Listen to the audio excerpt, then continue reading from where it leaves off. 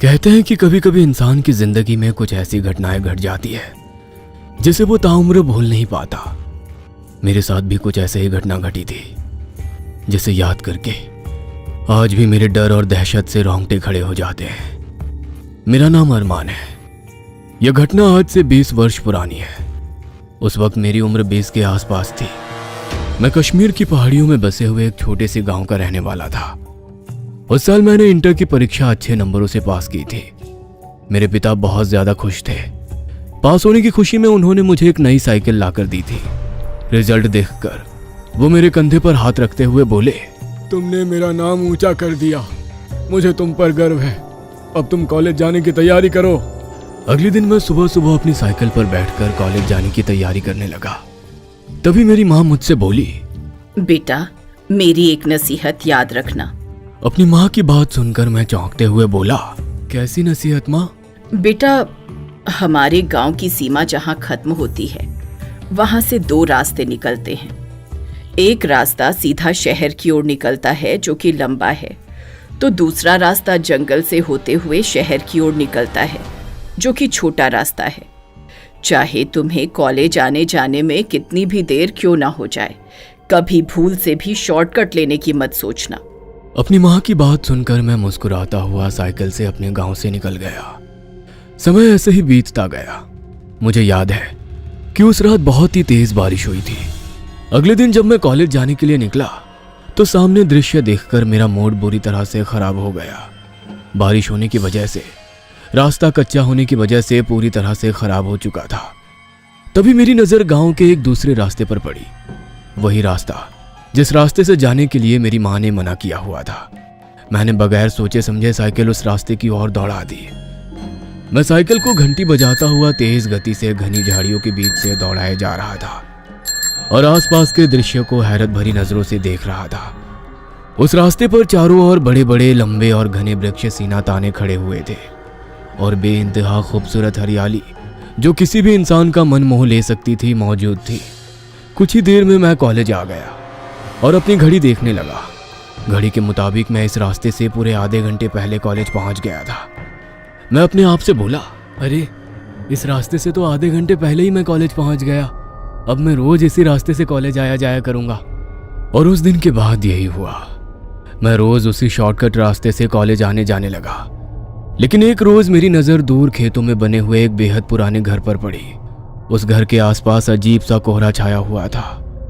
उस घर को देखकर मैं बुरी तरह चौंक पड़ा और अपने आप से बोला, अजीब बात है, मैं इतने समय से यहाँ से गुजर रहा हूँ, पहले मेरी नजर इस घर पर कभी क्यों नहीं पड़ी? मैंने ये अपने आप से कहा ही था कि तभी मेरा गला प्यास की वजह से अचानक से सूखने लगा। कुछ ही देर में मैं उस घर के सामने मुख्य दरवाजे पर खड़ा हुआ था। मुझे उस घर की एक टूटी हुई खिड़की नजर आई। मैं उस खिड़की से घर के अंदर की ओर झांकने ही वाला था कि तभी अचानक एक स्याह काली बिल्ली उस खिड़की से कूदकर बाहर निकल आई और मुझे अजीब सी नजरों से देखने लगी। ना जाने क्यों उस काली बिल्ली को देखकर मेरे शरीर के रोंगटे खड़े हो गए। कुछ देर तक वो मुझे यूं ही घूरती रही और अचानक बिजली की रफ्तार से फिर से वो खिड़की के अंदर चली गई। अचानक घर का मुख्य दरवाजा खुल गया और मेरे सामने एक बहुत सुंदर लड़की खड़ी हुई थी। मैंने अपनी जिंदगी में इतनी सुंदर लड़की कभी नहीं देखी थी। वो लड़की मेरी और सवालिया नजरों से देखती हुई बोली, कौन हो तुम और यहाँ क्या कर रहे हो? मैंने हिचकिचाते हुए उसकी ओर देखकर कहा, मेरा नाम अरमान है, मैं अक्सर इस रास्ते से गुजरता हूँ, मगर ना जाने क्यों कभी इस घर पर मेरी नजर नहीं पड़ी। ये मेरे सवाल का जवाब नहीं है। मैंने आपसे पूछा कि तुम यहाँ पर क्या कर रहे हो। अरे आपने मेरी पूरी बात सुनी ही नहीं। आज अचानक मेरी नज़र इस घर पर पड़ी, तभी मेरा गला प्यास से सूखने लगा। मुझे बहुत तेज़ी से प्यास लगी है, क्या मुझे एक गिलास पानी मिल सकता है? मेरी बात सुनकर वो घर के अंदर चली गई। कुछ सेकंड बाद वो एक गिलास लेकर मेरे सामने खड़ी थी। मैंने झट से उसके हाथ से गिलास ले लिया और एक ही सांस में पूरा का पूरा पानी पी गया। मैं गिलास वापस लौटाते हुए बोला, अगर आप बुरा ना माने तो क्या मैं आपसे एक बात पूछ सकता हूँ? पूछो। आपका नाम क्या है और क्या इस बिराने में आप अकेली रहती हैं? क्योंकि मैंने अभी तक इस जगह पर किसी भी इंसान को नहीं देखा। मेरी बात सुनकर अचानक वो लड़की खिलखिलाते हुए हंसने लगी उसकी हंसी की सुरीली आवाज ना जाने क्यों मेरे मन में मुझे सुखद अनुभूति का एहसास दे रही थी। मेरा नाम महक है। तभी एक तेज ठंडी हवा का झोंका मेरे शरीर से टकराया और अचानक महक का चेहरा गंभीर हो गया। वह इधर उधर देखने लगी। क्या हुआ? आपके चेहरे पर अचानक से गंभीरता क्यों झलकने लगी? अभी तुम यहाँ से जाओ, कल दोबारा फिर आना।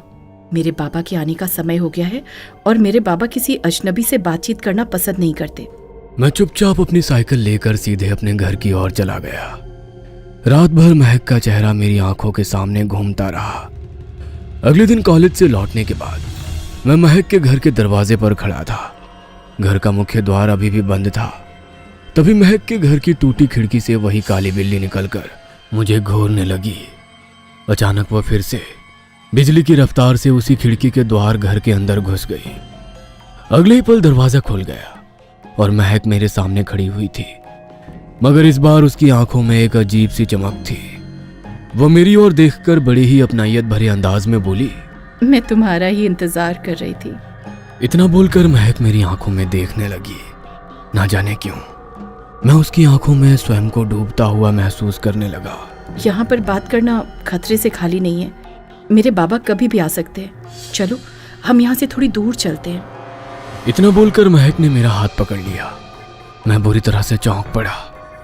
कुछ देर बाद मैं और महक सुंदर जंगल के एक घने पेड़ के नीचे बैठे हुए थे। मेरे मन में एक सवाल काफी देर से चल रहा था। मैं महक की ओर देखकर बोला, तुम यहाँ पर जंगल में अकेले क्यों रहती हो? मेरे बाबा और मैं पहले गांव में ही रहा करते थे। फिर एक दिन मेरे बाबा का गांव वालों से झगड़ा हो गया और फिर अचानक माँ की मौत हो गई। तब से वो मुझे यहाँ पर ले आए और अब तो ना वो किसी अजनबी से मिलते हैं और ना मुझे किसी से मिलने देते हैं।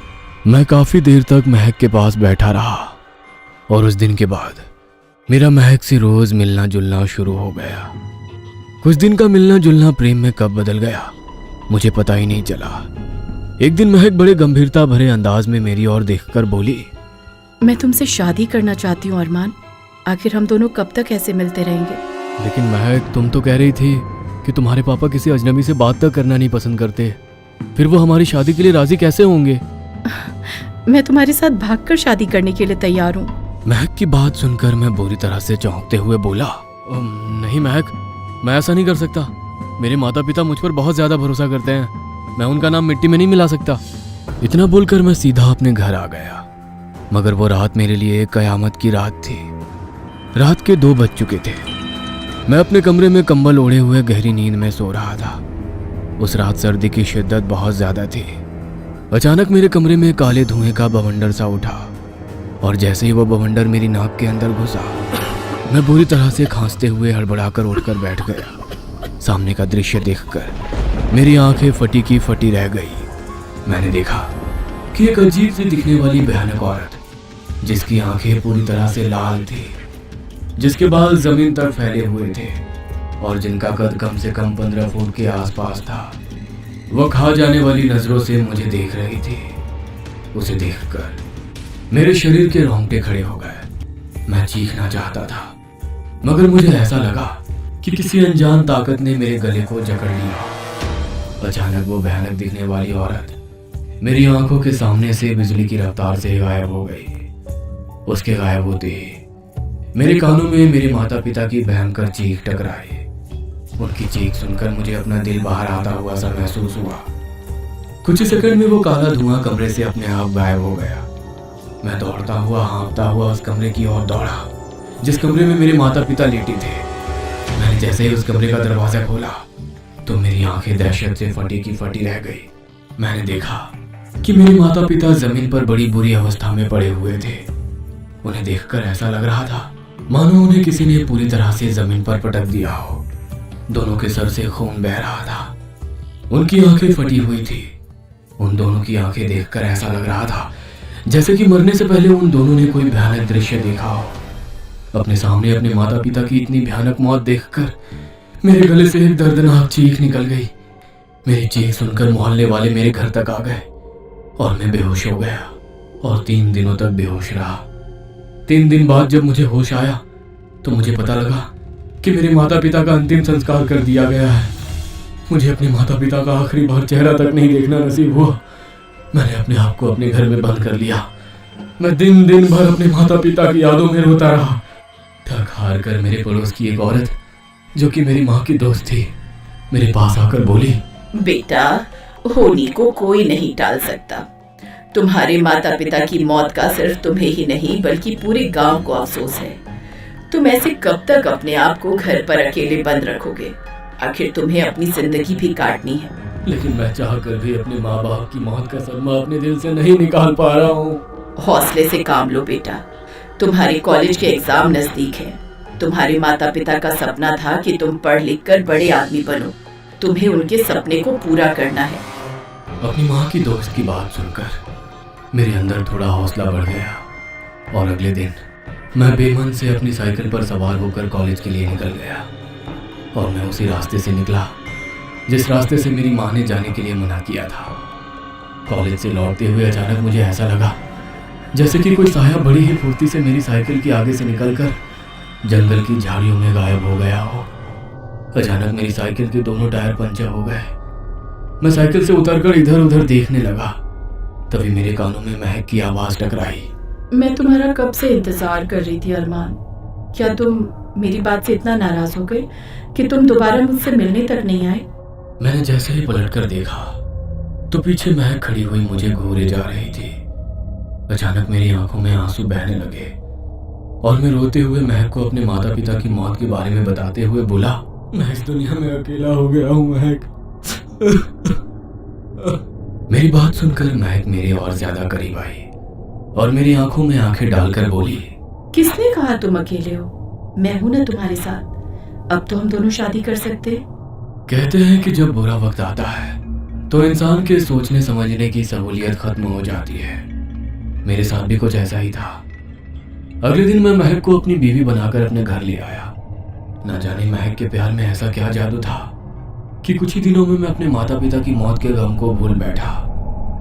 एक दिन रात के समय मैं महक के साथ हंसी मजाक कर रहा था कि तभी मेरी पड़ोसी मेरी माँ की दोस्त गुस्से से घर के अंदर घुस आई और मेरी ओर देखकर बोली, तुम्हें शर्म आनी चाहिए अरमान। तुम्हारे माता पिता को गुजरे हुए चंद महीने भी नहीं गुजरे और तुमने ब्याह भी कर लिया। क्या कुछ वक्त और इंतजार नहीं कर सकते थे? इतना बोलकर वो पैर पटकती हुई वहां से चली गई। तभी मेरी नजर महक के चेहरे पर चली गई। उसका चेहरा क्रोध से तमतमाया हुआ था। ना जाने क्यों उस वक्त महक का चेहरा देखकर मेरी दहशत से रोंगटे खड़े हो गए। तभी अचानक उसका चेहरा सामान्य हो गया। वो मेरी ओर देखकर मुस्कुराते हुए बोली, कौन थी? अरे उनकी बात का बुरा मत मानना महक, ये मेरी माँ की दोस्त है। जब मेरी माँ जिंदा थी तब इनका ज्यादातर समय मेरी माँ के साथ ही बीतता था। महक मुस्कुराती हुए बोली, मैं तुम्हारे लिए चाय बनाकर लाती हूँ। इतना बोलकर महक किचन में चली गई। महक किचन में गई ही थी कि तभी मेरे कानों में मेरी माँ के दोस्त की भयानक चीख टकराई। मैं तुरंत दौड़ता हुआ बाहर की ओर भागा। बाहर लोगों की भीड़ जमा थी। मैंने देखा मेरी माँ की दोस्त की लाश बाहर सड़क पर पड़ी हुई थी। उनकी आंखें फटी हुई थी। ऐसा लगता था जैसे मरने से पहले उन्होंने भी किसी भयानक बला को देखा हो। सच तो ये था कि उनकी लाश की हालत हुबहू मेरी माँ और पिता की तरह थी। ये देखकर मेरे दहशत से रोंगटे खड़े हो गए। मैं तुरंत दौड़ता हुआ अपने घर के अंदर चला गया। घर के अंदर महक चाय लिए हुए मेरे सामने खड़ी थी। तुम कहाँ गए थे? तुम्हें पता है महक, कुछ मिनट पहले जो मेरी माँ की दोस्त घर पर आई थी ना, वो अभी इस दुनिया में नहीं है। उन्हें किसी ने मार डाला। उनकी हालत भी बिल्कुल वही हो गई है जो मरने के बाद मेरे माता पिता की हो गई थी। महक बड़ी ही अजीब अंदाज में मेरी ओर देखकर बोली, अच्छा हुआ वो इस दुनिया में नहीं रही। वैसे भी जो तुमसे बदतमीजी से बात करेगा उसका अंजाम यही होना चाहिए। मैं हैरत से महक के चेहरे की ओर देखने लगा। तभी महक ने एक पोटली उठाकर मेरे सामने फेंक दी। ये क्या है? इसे खोलकर देखो, तुम्हें पता लग जाएगा। मैंने जैसे ही पोटली खोलकर देखी तो मेरी आंखें चौंधिया आ गई और कुछ देर पहले जो भयानक घटना घटी थी मैं सब कुछ भूल गया। उस पोटली के अंदर हीरे जगमगा रहे थे। मैं महक की ओर हैरत से देखकर बोला, इतने बेशकीमती हीरे तुम्हारे पास कहां से आए? जब मैं घर से भागी थी तब मैं इस हीरे की पोटली को उठाकर ले आई थी। ये हीरे की पोटली मेरी माँ ने मेरे दहेज के लिए रखी थी। लेकिन महक, ये हीरे तो बहुत कीमती है। आखिर तुम्हारे बाबा काम क्या करते थे? मेरी बात सुनकर महक अजीब अंदाज में हंसते हुए बोली, हम खानदानी अमीर हैं अरमान, अब ज्यादा मत सोचो। मैं चाहती हूँ कि तुम अपनी जिंदगी की नई शुरुआत करो। और ठीक मैंने वैसा ही किया। कुछ ही दिनों में मैं अपने गांव में सबसे अमीर व्यक्ति कहलाने लगा। अब मेरे पास हवेली, गाड़ी, नौकर चाकर सब कुछ था। मेरी जिंदगी बदल चुकी थी। एक दिन मैं सुबह सुबह महक से बोला, मुझे कुछ जरूरी काम के लिए शहर जाना है, लौटने में मुझे रात हो जाएगी। ठीक है, मैं तुम्हारा इंतजार करूंगी, जल्दी आने की कोशिश करना। तुम जानते हो मैं तुम्हारे बगैर खाना नहीं खाती। मैं महक की बात सुनकर मुस्कुराता हुआ घर से बाहर निकल गया।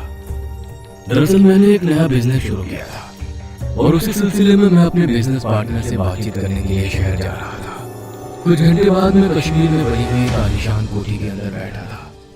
मेरा दोस्त आरिफ शायद मेरा ही इंतजार कर रहा था। मुझे देखकर वो मुस्कुराते हुए बोला, तुम तो मुझे अपने घर पर कभी इनवाइट नहीं करोगे। अरे ऐसा नहीं है, बहुत जल्द मैं तुम्हें और भाभी को अपने घर पर डिनर के लिए इनवाइट करने वाला हूँ। मेरी बात सुनकर आरिफ मुस्कुराते हुए बोला, मैं तुम्हें किसी से मिलवाना चाहता हूँ। किससे? मैंने इतना कहा ही था कि तभी एक बुजुर्ग जिनके चेहरे पर नूरानियत छाई हुई थी कमरे के अंदर आ गए। आरिफ उनकी ओर देखकर बोला, अरमान, ये है पीर बाबा, बहुत पहुंची हुई हस्ती है। तुम्हें शायद पता नहीं है, पीर बाबा के नाम से भूत प्रेत जिन सभी खौफ खाते हैं। मैं मुस्कुराते हुए पीर बाबा की ओर देखने लगा, मगर मैंने देखा कि पीर बाबा मुझे अजीब से अंदाज में घूर रहे थे। मैंने उनकी ओर देखकर कहा, क्या हुआ पीर बाबा, आप मुझे ऐसे क्यों घूर रहे हैं? पीर बाबा तेज आवाज में बड़े ही गंभीर अंदाज में देखकर बोले, तो आखिरकार तूने वो गलती कर ही दी जो तुझे नहीं करनी चाहिए थी। पीर बाबा की बात सुनकर मैं बुरी तरह से चौंक पड़ा। मैं आपकी बात का मतलब नहीं समझा। जिस लड़की को तू ब्याह कर लाया है, क्या तूने कभी उसके परिवार के बारे में पता किया है? आप कहना क्या चाहते हैं? मैं जानता हूँ कि तुम आजकल के नौजवान इन सब बातों पर विश्वास नहीं करते। तुम वही विश्वास करते हो जो अपनी आंखों से देखते हो। आप कहना क्या चाहते हैं पीर बाबा? अगर मैं कहूँ कि तेरी पत्नी इंसान नहीं है, तो क्या तू विश्वास करेगा? किसी कीमत पर नहीं। अचानक पीर बाबा ने एक ताबीज निकालकर मेरे हाथों में थमा दिया और मेरी ओर देखकर बड़े ही रहस्यमय अंदाज में बोले, यहाँ से जाने के बाद कल अपनी पत्नी से उसके परिवार वालों से मिलने की जिद करना। उसके बाद जो तुम देखोगे तुम्हें सब समझ आ जाएगा। और हाँ, इस ताबीज को अपने आप से अलग मत करना। अगर अलग कर दिया तो अपनी दुनिया में दोबारा वापस नहीं लौट पाओगे। इतना बोलकर पीर बाबा तेज कदमों से वहां से चले गए और जाते जाते मेरे मन में कई सवाल छोड़कर गए। मैं कुछ देर अपने दोस्तों से बातचीत करने के बाद अपने घर लौट आया। मेरा मूड बुरी तरह से खराब हो चुका था। मेरे खराब मूड को देखकर महक मेरी ओर देखकर बोली, क्या हुआ? तुम्हारा चेहरा क्यों उतरा हुआ है? महक, मैं तुम्हारे परिवार वालों से अब मिलना चाहता हूँ। ये सुनकर महक चौंकते हुए बोली, ये अचानक तुम्हें क्या हो गया? महक, अब मुझे अपनी गलती का एहसास हो रहा है। मैं तुम्हें भगा कर लाया हूँ। तुम्हारे बाबा को तुम्हारी कितनी चिंता हो रही होगी। महक ने मुझे बहुत समझाने की कोशिश की, मगर मैं जिद पर अड़ गया। ना जाने क्यों मुझे उसके बाबा से मिलने का जुनून सवार हो चुका था। थक हार कर महक मुझसे बोली, तुम इंसान भी कितने जिद्दी होते हो ना। महक की बात सुनकर मैं चौंकते हुए बोला, तुम तो ऐसे बोल रही हो जैसे कि तुम इंसान नहीं हो। मेरी बात सुनकर अचानक महक का चेहरा क्रोध से तमतमा उठा और वो भारी आवाज में मेरी ओर देखकर बोली, ठीक है, अगर तुम जिद करते हो तो हम सुबह ही चलेंगे। तुम्हें मेरे बाबा से मिलने का बहुत शौक है ना, तो तुम्हारा ये शौक भी जरूर पूरा करूंगी। इतना कहकर महक पैर पटकती हुई बेडरूम में चली गई। अगले दिन मेरी बाइक उसी सुनसान इलाके के घर के बाहर खड़ी हुई थी जहां मेरी पहली बार मुलाकात महक से हुई थी। महक मेरी ओर देखकर अजीब से अंदाज में बोली, एक बार फिर सोच लो अरमान, क्या तुम वाकई मेरे बाबा से मिलना चाहते हो? अरे तुम्हें क्या लगा था मैं मजाक कर रहा था? अब चलो भी। मैंने इतना कहा कि तभी अचानक घर का दरवाजा खुल गया और महक मुझे अपने पीछे आने का इशारा करने लगी। मैं महक के साथ उसके घर के अंदर प्रवेश कर गया। अंदर घुसते ही मेरी आंखें हैरत से फटी की फटी रह गई। बाहर से जो दिखने में मकान खंडहर सा नजर आ रहा था, अंदर से वो मुझे किसी महल की तरह प्रतीत हो रहा था। उस घर के अंदर एक बड़ा सा दरवाजा था जो कि बंद था महक ने बड़ी तेजी से उस दरवाजे को खोल दिया और अंदर चली गई। मैं भी महक के साथ चला गया, मगर जैसे ही मैंने उस दरवाजे को पार किया, मैंने अपने आप को एक कोहरे भरे जंगल में पाया। महक मेरी ओर देखकर बोली, घबराओ मत, मेरा हाथ पकड़कर चलो, कुछ देर बाद ये कोहरा छट जाएगा। मैं महक का हाथ पकड़कर उसके पीछे पीछे चलने लगा। मेरा दिल ना जाने क्यों किसी अनहोनी आशंका से धड़क रहा था। कुछ देर बाद मैंने स्वयं को एक गांव में पाया, जहां पर मकान बहुत ही पुराने ढंग से बने हुए थे। ऐसा मालूम होता था जैसे कि मैं 300 साल पीछे लौट आया हूँ। मैं महक की ओर देखकर बोला, ये कौन सा गांव है? मुझे तो लगा था कि तुम उस घर में रहती हो। ये मेरा गांव है और इस गांव का दरवाजा मेरे घर से ही खुलता है। आओ मेरे साथ। महक मुझे एक बहुत बड़ी हवेली के नजदीक ले गई। उस हवेली को चारों तरफ से बड़े बड़े लंबे घने पेड़ों ने घेर रखा था। तभी एक 10 वर्षीय लड़की दौड़ती हुई महक के पास आकर बोली, आप इतने दिन तक कहाँ थी?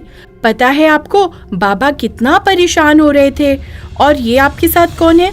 आपको पता है आपके बगैर हम कितने परेशान थे। इतना बोलकर वो लड़की अजीब से अंदाज में गोल गोल घूमने लगी। अचानक वो लंबे और बड़े पेड़ पर बिजली की रफ्तार से ऊपर चढ़ गई। ये देखकर मेरी आंखें दहशत से फटी की फटी रह गई। तभी उस लड़की की आवाज चारों ओर गूंजने लगी, आज खुशी का मौका है, महक आ गई है, अब हम सब फिर से खेलेंगे। मेरी नजर जैसे ही उस पेड़ के ऊपर गई तो मैं अंदर तक कांप कर रह गया। मैंने देखा कि उस पेड़ के ऊपर बहुत सारे बच्चे, जिनके चेहरे काले थे और उनकी आंखें बल्ब की तरह चमक रही थी, मुझे आंखें फाड़ फाड़ कर देखे जा रहे थे। मैं कांपता हुआ महक की ओर देखकर बोला, ये सब क्या है? कुछ देर बाद तुम्हें सब पता लग जाएगा, चलो मेरे साथ। मैं कांपता हुआ महक के साथ साथ चलने लगा। कुछ ही दूर चलने पर एक 15 वर्षीय अजीब से दिखने वाला लड़का दौड़ता हुआ महक के पास आकर खड़ा होकर बोला, आप मुझे हमेशा हरा देती थी ना, लेकिन अब मैं आपको हरा दूंगा। इतना बोलकर अचानक उस लड़के का शरीर सफेद रंग हो गया। अगले ही पल वो एक भेड़िए में परिवर्तित होकर महक को घूरने लगा। यह देखकर मेरी डर के मारे हालत खराब हो गई, मगर मैंने देखा महक के चेहरे पर खौफ का नामो निशान तक नहीं था। कुछ ही देर में वो लड़का सामान्य अवस्था में आ गया। महक मेरा हाथ पकड़कर बड़ी तेजी से उस हवेली के अंदर घुस गई। हवेली के अंदर का दृश्य देखकर मैं बुरी तरह से चौंक पड़ा। मैंने देखा अंदर से वो एक महल था, जहां पर बड़े बड़े बेशकीमती पर्दे लटक रहे थे और फर्श पर बेशकीमती कालीन सजी हुई थी। तभी अचानक से 4 औरतें, जिनकी लंबाई कम से कम 20 फुट के आसपास थी, आकर मुझे घूरने लगी। मुझे अपना दिमाग घूमता हुआ सा महसूस होने लगा। एक औरत क्रोधित अवस्था में महक की ओर देखकर बोली, इसे यहाँ पर क्यों लाई है? तुझे क्या पता नहीं कि यहाँ पर इंसानों का आना मना है? महक उस औरत की क्रोधित अवस्था देखकर बोली, जो तुम सोच रही हो वो करने की सोचना भी नहीं। तुम जानती हो कि तुम मेरा मुकाबला नहीं कर सकती। महक की बात सुनकर वो चारों औरतें अचानक धुआं बनकर वहां से गायब हो गईं। मैं डर से चीखता हुआ महक की ओर देखकर बोला, आखिर सब क्या हो रहा है? क्या मैं कोई सपना देख रहा हूँ? ये सपना नहीं अरमान, हकीकत है। अब समय आ गया है तुम्हें अपने बाबा से मिलवाने का, चलो मेरे साथ। सच तो ये था कि मैं वहां से भागना चाहता था, मगर मुझे ऐसा लग रहा था जैसे कि किसी अदृश्य शक्ति ने मेरे पैरों को जकड़ लिया हो। कुछ देर बाद मैं महक के साथ एक हॉल नुमा कमरे के अंदर खड़ा हुआ था, जहां पर एक बड़ा आतिशदान जल रहा था और कुछ बहुत लंबे चौड़े व्यक्ति सर झुकाए खड़े थे और एक 20 फीट का लंबा चौड़ा इंसान उस जलते हुए आतिशदान के करीब खड़ा था। अचानक उस आतिशदान से किसी की भयानक चीख हॉल में गूंजने लगी। उस बूढ़े शख्स ने अपने हाथ जलते हुए आतिशदान में डाल दिए। मैंने देखा कि उस जलते हुए आतिशदान में से एक बच्चा, जो कि 10 वर्ष के आसपास था, जलते हुए आतिशदान में से बाहर निकल आया। उस बच्चे के शरीर पर जलने का नामो निशान तक नहीं था। वो बूढ़ा उन लोगों की ओर देखकर बोला, अब तुम्हारा बच्चा सही है, इसे ले जाओ। उस बूढ़े ने इतना कहा ही था कि तभी वह बच्चा और वो लोग काला धुआं बनकर गायब हो गए। तभी वो बूढ़ा महक की ओर अपनी लाल आंखों से घूरता हुआ बोला, तुमसे मैंने मना किया था ना कि इंसानों से दूर रहना, मगर तुमने एक इंसान से ही शादी कर ली। इतना बोलकर वो बूढ़ा मेरी ओर देखकर बोला, तुम्हारी हिम्मत कैसे हुई मेरी बेटी से शादी करने की? जरूर तुम इसकी खूबसूरती देखकर अपना दिल दे बैठे होगे, लेकिन शायद तुमने इसका असली चेहरा नहीं देखा। इतना बोलकर वो बूढ़ा शख्स महक की ओर देखकर बोला, क्या तुमने इसे अपना असली चेहरा दिखाया है? क्या तुमने इसे ये बताया कि तुम कौन हो? महक उस बूढ़े शख्स की ओर देखकर बोली, ये मेरा पति है बाबा। महक की बात सुनकर बूढ़े शख्स की आंखों में बुरी तरह से क्रोध झलकने लगा। अगर ये तुम्हारा पति है तो इसे बताओ कि तुम कौन हो? महक मेरी ओर देखकर अजीब से अंदाज में बोली, मैं एक जिन्नज़ादी हूँ। यह सुनकर मेरे पैरों तले जमीन खिसक गई। मैं कांपता हुआ महक की ओर देखकर बोला, ये तुम क्या कह रही हो महक? तुम इंसान नहीं बल्कि तुम जिन्न हो। तुम जिस बस्ती में खड़े हुए हो वो पूरी बस्ती जिन्नातों की है। क्या इंसान बिजली की रफ्तार से पेड़ पर चढ़ सकते हैं? क्या इंसान अचानक से किसी भेड़िए के रूप में आ सकते हैं? क्या इंसान अपने हाथ आग में डाल सकते हैं? क्या इंसानों की लंबाई और चौड़ाई इतनी ही होती है जितनी तुम यहाँ पर देख रहे हो? महक की बात सुनकर अचानक से मुझे पीर बाबा की बात याद आ गई। तभी वो बूढ़ा शख्स महक की ओर देखकर बोला, इसे अपना असली रूप भी दिखाओ। उस बूढ़े शख्स ने इतना कहा ही था कि तभी एक तेज धमाका हुआ। अचानक से महक एक काले धुएं में परिवर्तित हो गई। अगले ही पल मेरे सामने वही खौफनाक बला खड़ी हुई थी जो कुछ महीने पहले मुझे रात में नजर आई थी, और उसके नजर आते ही मेरे माता पिता की चीख मेरे कानों में टकराई थी।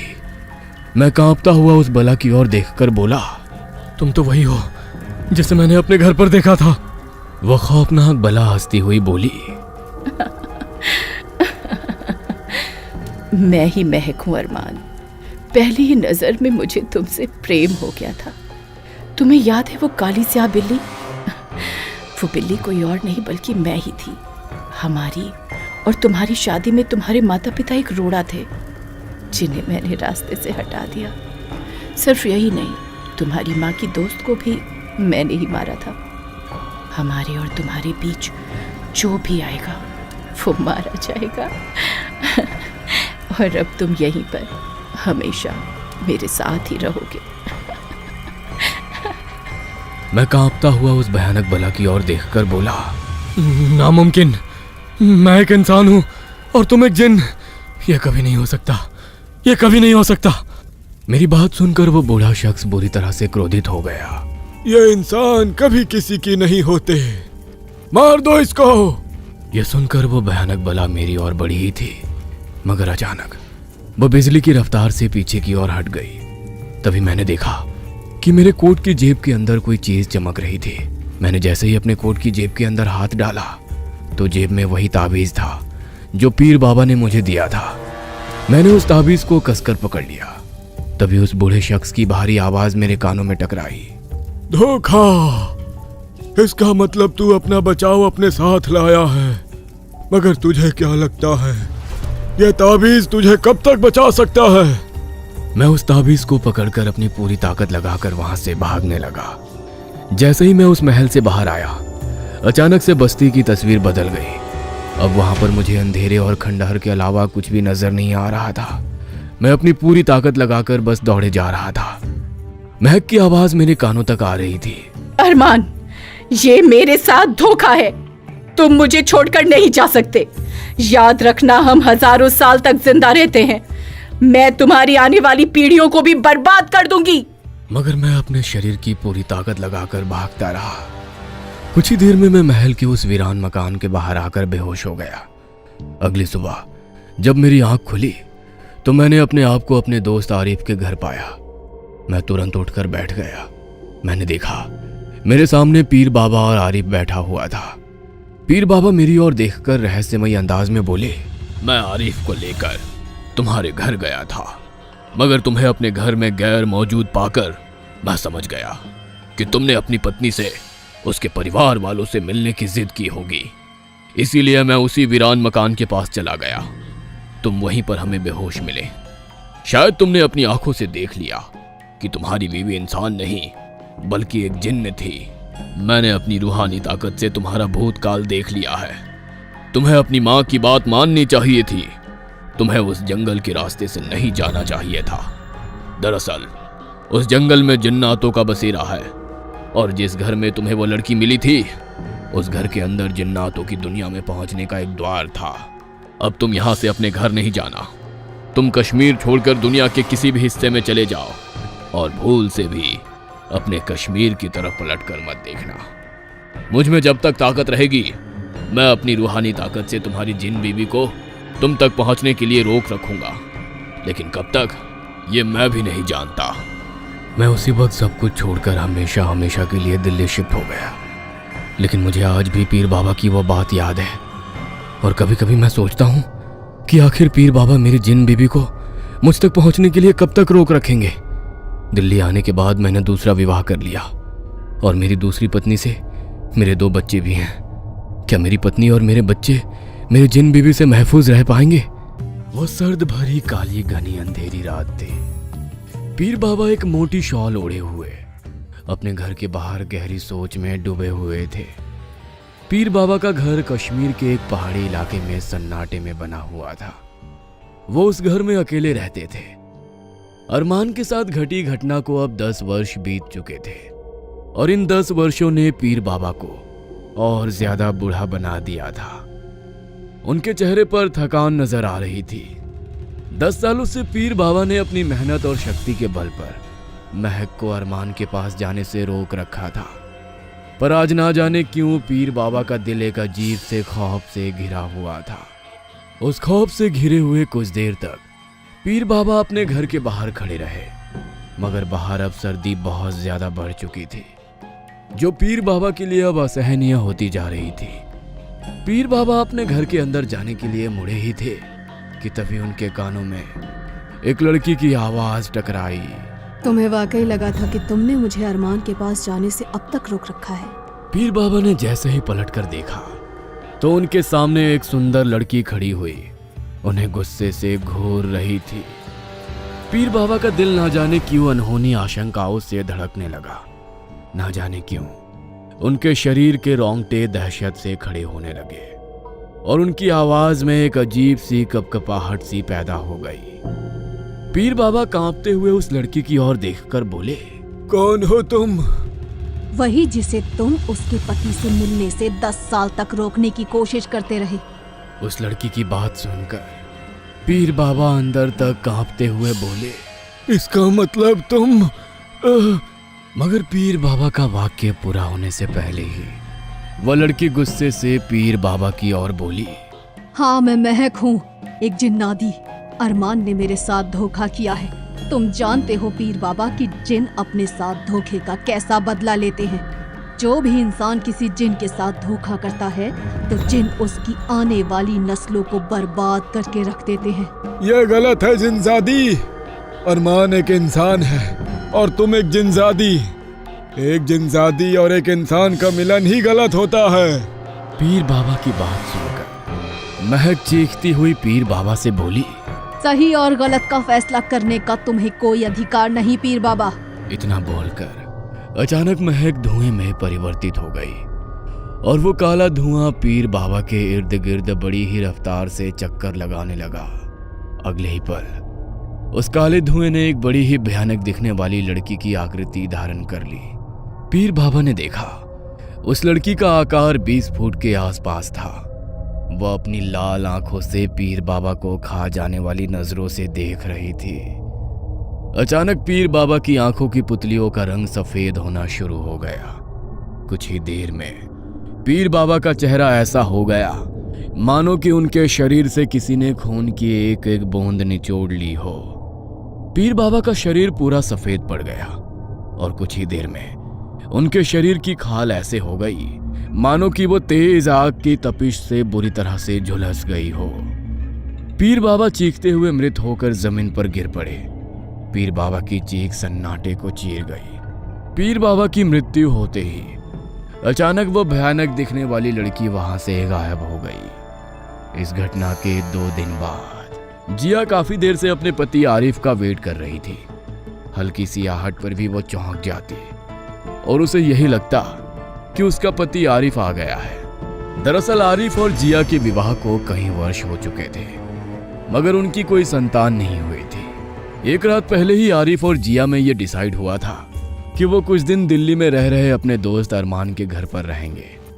अरमान का 8 वर्षीय पुत्र गोल्डी और 7 वर्षीय पुत्री पिंकी जिया से बहुत ही ज्यादा घुले मिले थे। जिया उन दोनों को बहुत ज्यादा प्यार करती थी।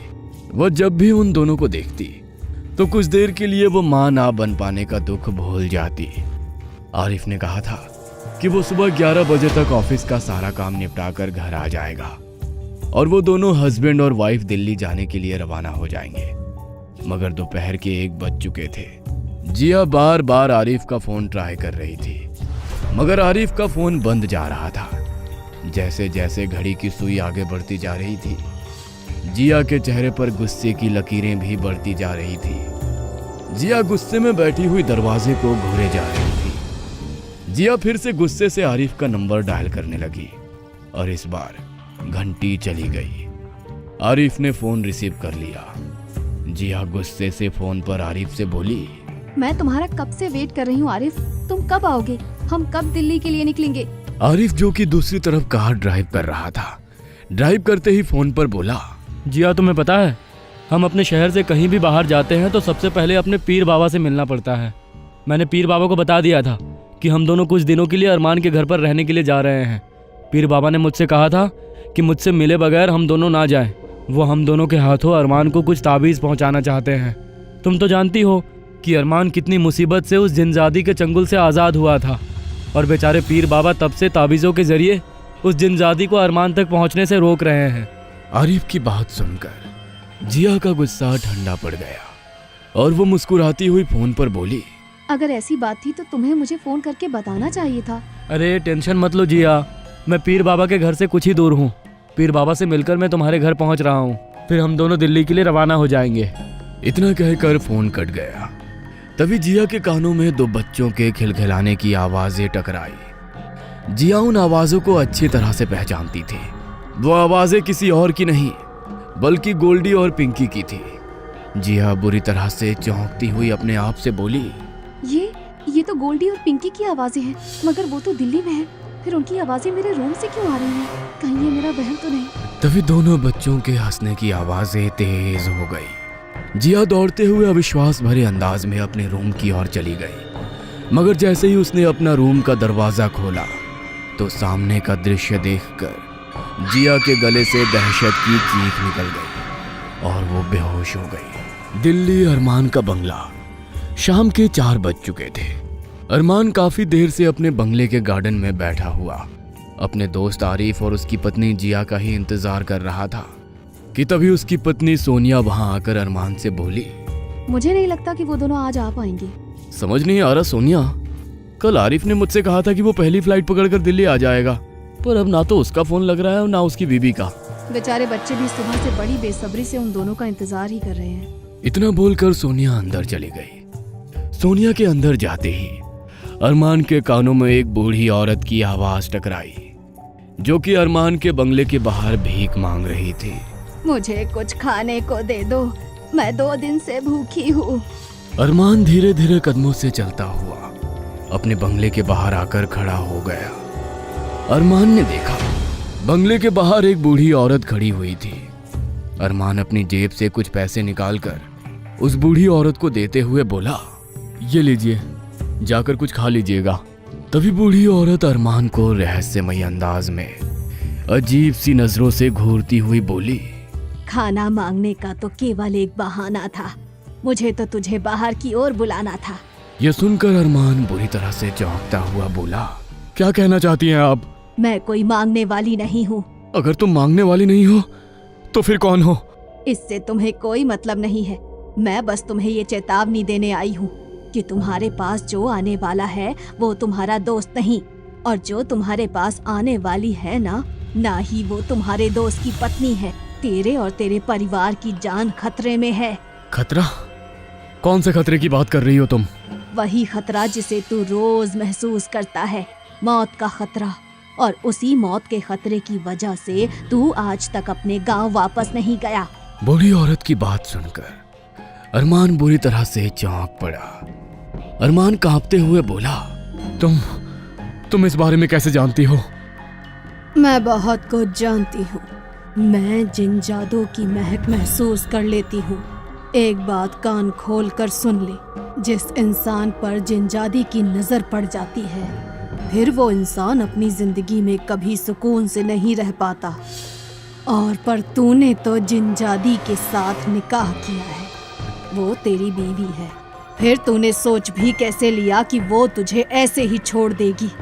और उसके बाद तूने अपनी जिंदगी की सबसे बड़ी गलती ये की कि तूने दूसरी लड़की से निकाह भी कर लिया। बेवकूफ इंसान जिन इंसानों की तरह नहीं होते। एक जिनजादी अपने पति की जिंदगी में कभी दूसरी औरत को बर्दाश्त नहीं कर सकती। यह सुनकर अरमान बुरी तरह से घबरा गया। उसकी आंखों के सामने 10 वर्ष पुराने भयानक दृश्य चलने लगे।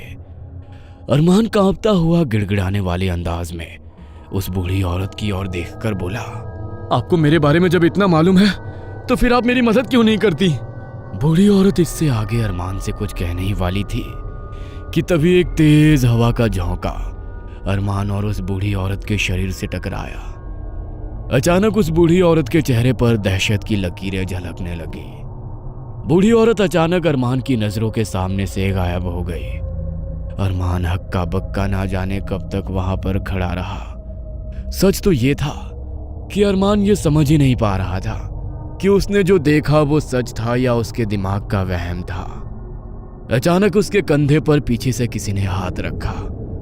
अरमान ने जैसे ही पलट कर देखा तो वो बुरी तरह से चौंक पड़ा। अरमान ने देखा कि पीछे उसका दोस्त आरिफ खड़ा हुआ उसे रहस्यमय अंदाज में देख रहा था। आरिफ, तुम कब आए? आरिफ अरमान की ओर देखकर बोला, मैं ना जाने कितनी देर से तुम्हारे पीछे खड़ा हूँ, मगर तुम पता नहीं कौन से ख्यालों में गुम हो। अरे मैं तो काफी देर पहले ही आ गया था और जिया तो अंदर बैठी हुई भाभी से बातें कर रही है। आरिफ की बात सुनकर अरमान बुरी तरह से हैरत में पड़ गया। तुम अंदर चलो, मैं जरा एक काम निपटा कर आता हूँ। अरमान अपने बंगले के अंदर चला गया। बंगले के अंदर अरमान ने देखा कि आरिफ की पत्नी सोनिया जिया से हंस हंस कर बातें कर रही थी। ना जाने क्यों आज अरमान को आरिफ की पत्नी जिया का चेहरा बदला हुआ दिखाई दे रहा था। ना जाने क्यों उसे जिया के चेहरे को देखकर किसी और चेहरे की याद आने लगी। अरमान अपने मन की कैफियत को अपने चेहरे से छुपाकर सीधा जिया की ओर चला गया और मुस्कुराते हुए जिया की ओर देखकर बोला, तुम्हें पता है मैं और सोनिया कितनी देर से तुम्हारा ही इंतजार कर रहे थे। गोल्डी और पिंकी तो सुबह से दरवाजे से हट ही नहीं रहे थे। अरमान की बात सुनकर जिया अजीब से अंदाज में अरमान की ओर देखने लगी। जैसे ही अरमान की नजर जिया की आंखों पर पड़ी, अरमान को अपना दिमाग बुरी तरह से हिलता हुआ सा महसूस होने लगा। जिया की आंखें देखकर अरमान को अचानक महक की आंखें याद आने लगी और अरमान उन आंखों को कैसे भूल सकता था। अरमान उन्हीं ख्यालों में डूबा हुआ था कि तभी जिया की आवाज उसके कानों में टकराई। अगर मुझे ऐसे देखोगे तो सोनिया को बुरा लग जाएगा और वो यही समझेगी कि तुम मुझ पर लाइन मार रहे हो। जिया की बात सुनकर अरमान ने अचानक अपनी नजरें जिया के चेहरे से हटा ली। तभी जिया अरमान से बोली, पता है मैं कश्मीर से पिंकी और गोल्डी के लिए बहुत सारे गिफ्ट्स लेकर आई हूँ। मैं अभी उन्हें दिखाकर आती हूँ। इतना बोलकर पिंकी और गोल्डी के रूम में जाने लगी। सोनिया और अरमान जिया के पीछे बढ़ने ही वाले थे कि तभी जिया अजीब से अंदाज में उन दोनों की ओर देखकर बोली, मैं गोल्डी और पिंकी को सरप्राइज देना चाहती हूँ, इसीलिए तुम दोनों रूम में 5 मिनट बाद आना।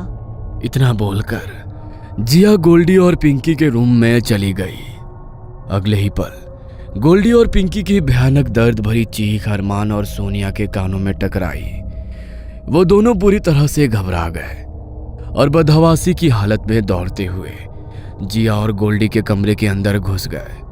मगर सामने का दृश्य देखकर उन दोनों की आंखें डर से फटी की फटी रह गई और सोनिया की हलक से जोरदार चीख निकल गई। उन दोनों ने देखा कि गोल्डी और पिंकी के कटे हुए सर पंखे पर लटक रहे थे और जिया वहशी मुस्कान के साथ उनके कटे हुए सर को देखे जा रही थी। अगले ही क्षण सोनिया का गला अपने आप कट गया। मानो किसी अदृश्य इंसान ने तेज पैने चाकू से सोनिया का गला काट दिया हो। सोनिया दर्द से चीखती हुई मृत होकर फर्श पर गिर गई और जिया अजीब से अंदाज में अरमान की ओर देखकर बोली, तुम्हें क्या लगता था अरमान कि तुम मुझे छोड़कर चले जाओगे और मैं कुछ नहीं कर पाऊंगी? अरमान कांपता हुआ जिया की ओर देखकर बोला, कौन हो तुम? तुम अच्छी तरह से जानते हो मैं कौन हूँ। अचानक जिया महक में परिवर्तित हो गई। ये देखकर अरमान का चेहरा डर की वजह से सफेद पड़ गया। महक अरमान की ओर देखकर बोली, कुछ देर पहले बाहर जो तुम्हें तुम्हारा दोस्त आरिफ मिला था, वो आरिफ नहीं बल्कि आरिफ के रूप में मैं ही थी। मुझे याद है कुछ वर्ष पहले तुम मुझसे कितना प्यार करते थे और एक दिन तुम अचानक अपने उसी दोस्त आरिफ से मिलने उसके घर पर गए और वहां से आने के बाद ही तुम मुझसे जिद करने लगे कि तुम्हें मेरे परिवार से मिलना है और मैंने तुम्हारी जिद पूरी की अरमान, मगर तुमने मुझे धोखा दिया। ये सब तुम्हारे दोस्त की वजह से हुआ, इसीलिए तुम्हारे दोस्त आरिफ और उसकी पत्नी को तो मरना ही था। ये सुनकर अरमान अंदर तक कांप गया। क्या कहना चाहती हो तुम? तुम्हारी पीर बाबा से मुलाकात आरिफ के घर पर ही हुई थी ना। पीर बाबा के दिए हुए ताबीज की वजह से तुम उस समय मेरी दुनिया से निकलने में जरूर कामयाब हो गए थे और उसके बाद पीर बाबा को ये गलतफहमी हो गई थी कि वो मुझे तुम्हारे पास आने से रोक रहे हैं। बेवकूफ इंसान, तुम इतना भी नहीं समझते कि तुम उम्र के जिस पड़ाव तक आते आते बूढ़े हो जाते हो, हमारे यहाँ उस उम्र के लोग बच्चे कहे जाते हैं। मैंने पीर बाबा आरिफ और उसकी पत्नी को खत्म कर दिया है। ये क्या कह रही हो तुम? हाँ? अरमान ने इतना कहा ही था कि तभी उस कमरे में काला धुआं फैलने लगा। अरमान बुरी तरह से खांसने लगा। अगले ही क्षण काला धुआं वहां से छट गया। अरमान ने देखा कि वो अपने कमरे में नहीं बल्कि कश्मीर के उस हिस्से में खड़ा हुआ था जहां पर पीर बाबा का घर था। अरमान ने देखा कि पीर बाबा की लाश उनके घर के सामने झाड़ियों पर पड़ी हुई थी। उनकी लाश बुरी तरह से झुलसी हुई थी और ठीक उसके बगल में आरिफ की लाश भी पीर बाबा की ही तरह झुलसी हुई थी। अरमान ने देखा कि आरिफ की कार पीर बाबा के घर के सामने खड़ी थी। तभी अरमान को बुरी तरह से चक्कर आते हुए महसूस होने लगे और वो बेहोशी की गहराइयों में समा गया। कुछ देर बाद अरमान की आंख आरिफ के घर पर खुली। अरमान ने देखा कि आरिफ की पत्नी जिया की लाश उसके बेड पर पड़ी हुई थी। उसकी आंखें फटी हुई थी। उसकी फटी हुई आंखें देखकर ऐसा लगता था कि उसने मरने से पहले कोई बड़ा ही भयानक दृश्य देखा हो। तभी अचानक वहां पर फिर से काला धुआं फैल गया और उस काले धुएं ने एक 20 फीट बड़ी ही लंबी भयानक दिखने वाली स्त्री की आकृति धारण कर ली। उस भयानक स्त्री को देखकर अरमान अंदर तक बुरी तरह से हिल गया। वह भयानक स्त्री अरमान की ओर देखकर बोली, ये उन लोगों का अंजाम था जिन लोगों ने तुम्हारा साथ दिया। तुमने मेरे प्यार को ठुकराकर बहुत बड़ी गलती की है अरमान। तुम्हें इसकी सजा मिलेगी जब तक तुम अपने मन से मुझे स्वीकार नहीं करोगे और स्वयं मेरी दुनिया में आने के लिए नहीं कहोगे। तुम अपने किए की सजा भुगतते रहोगे। ये एक जिनजादी बदला है। अचानक अरमान को बुरी तरह से चक्कर आ गए और वो बेहोश हो गया। कुछ देर बाद जब उसकी आंख खुली तो उसने अपने आप को अपने ही घर पर पाया। उसने देखा कि उसके हाथ में एक लंबा सा चाकू था और उसकी आंखों के सामने उसकी पत्नी और बच्चियों की लाश पड़ी हुई थी और एक पुलिस वाला खड़ा हुआ उसे घूरे जा रहा था। पुलिस वाला उसकी ओर देखकर बोला, मैं तुम्हें तुम्हारी बीवी और बच्चों के कत्ल के जुर्म में गिरफ्तार करता हूं मिस्टर अरमान। यह सुनकर अरमान बुरी तरह से चौंक पड़ा। सच तो यह था कि अरमान अपने होश खो चुका था। उसकी समझ में नहीं आ रहा था कि उसके साथ आखिर हुआ क्या था। अरमान ने पुलिस वाले को बहुत समझाने की कोशिश की मगर पुलिस वाले ने उसकी बात पर विश्वास नहीं किया। अरमान को जेल पहुंचा दिया। जेल की सलाखों के अंदर अरमान फूट फूट कर रोने लगा। कुछ समय बाद अरमान को नींद आनी बंद हो गई। वह रात भर जाग कर गुजार देता। एक दिन अरमान रात के समय गहरी सोच में डूबा हुआ था कि तभी अचानक अरमान के कानों में उसी बूढ़ी औरत की आवाज टकराई जो कुछ दिन पहले उसके बंगले के बाहर भीख मांग रही थी। अरमान अचानक से उठकर बैठ गया। अरमान ने देखा कि सलाखों के अंदर वही बूढ़ी औरत बैठी हुई उसे घूर रही थी। अरमान उस बूढ़ी औरत की ओर देखकर बोला, तुम लॉकअप के अंदर कैसे आई? मैं कहीं भी आ जा सकती हूँ। आखिर कौन हो तुम? सवाल ये नहीं कि मैं कौन हूँ, सवाल ये है कि तुम उस जिनजादी की बात को मत मानना। तुम कभी उसकी दुनिया में जाने के लिए राजी मत होना। मैं जानती हूँ कि तुमने अपने बीवी बच्चों को नहीं मारा। तुम्हारी पहली पत्नी ने, जो कि जिन्नादी है, उसने तुम्हें तड़पाने के लिए ये सजा दी है। इतना कहकर वो बूढ़ी औरत वहां से गायब हो गई। अरमान पागलों की तरह चीखने लगा, मगर उसकी चीखें काल कोठरी में टकराकर उसके पास ही वापस आ गई। अरमान के दिमाग में आज भी काल कोठरी में कई सवाल चलते रहते हैं। अरमान आज तक नहीं समझ पाया कि वो बूढ़ी औरत कौन थी। रात का समय था। जेल की काल कोठरी अंधेरे और सन्नाटे में डूबी हुई थी। ठंडी हवा अंदर तक सिरहन पैदा कर रही थी। कोठरी के कोने में अरमान बैठा हुआ था। उसकी आंखें बंद थी, लेकिन नींद उसकी पलकों तक पहुंचने की हिम्मत नहीं कर पा रही थी। 6 महीने हो चुके थे उसे इस कोठरी में, लेकिन हर बीतते दिन के साथ डर उसके और करीब आता जा रहा था। तभी उसे लगा कि कोठरी में कोई और भी मौजूद है। पहले हल्की सी फुसफुसाहट हुई, फिर हवा का एक ठंडा झोंका उसकी गर्दन से टकराया। अरमान का दिल एक पल के लिए धड़कना भूल गया। उसने धीरे धीरे अपनी आंखें खोली। उसके सामने महक खड़ी थी। वो कोई सपना नहीं था, न ही कोई भ्रम। तुम समझते क्या हो अरमान? तुम मुझसे बच सकते हो। अरमान ने अपनी पीठ ठंडी दीवार से सटा ली। उसकी सांसें तेज हो गई। तुम यहाँ क्या कर रही हो? महक धीरे धीरे उसकी ओर बढ़ने लगी। उसकी आंखें लाल हो चुकी थी और उसके चारों ओर काले धुएं की लहरें उठ रही थी। मैं तुम्हें लेने आई हूँ अरमान। ये इंसानों की जेल तुम्हें मुझसे नहीं बचा सकती। अरमान के होठ कांपने लगे, लेकिन तभी कोठरी में हल्की सुनहरी रोशनी फैल गई। महक घबरा कर इधर उधर देखने लगी। उसकी आंखों में गुस्से की लहर दौड़ गई। अगले ही पल एक बूढ़ी औरत उसके सामने खड़ी थी। अब बहुत हो गया महक, ये तुम्हारा खेल खत्म करने का समय है। महक ने गुस्से से बूढ़ी औरत की तरफ देखकर कहा, तुम समझते क्या हो खुद को?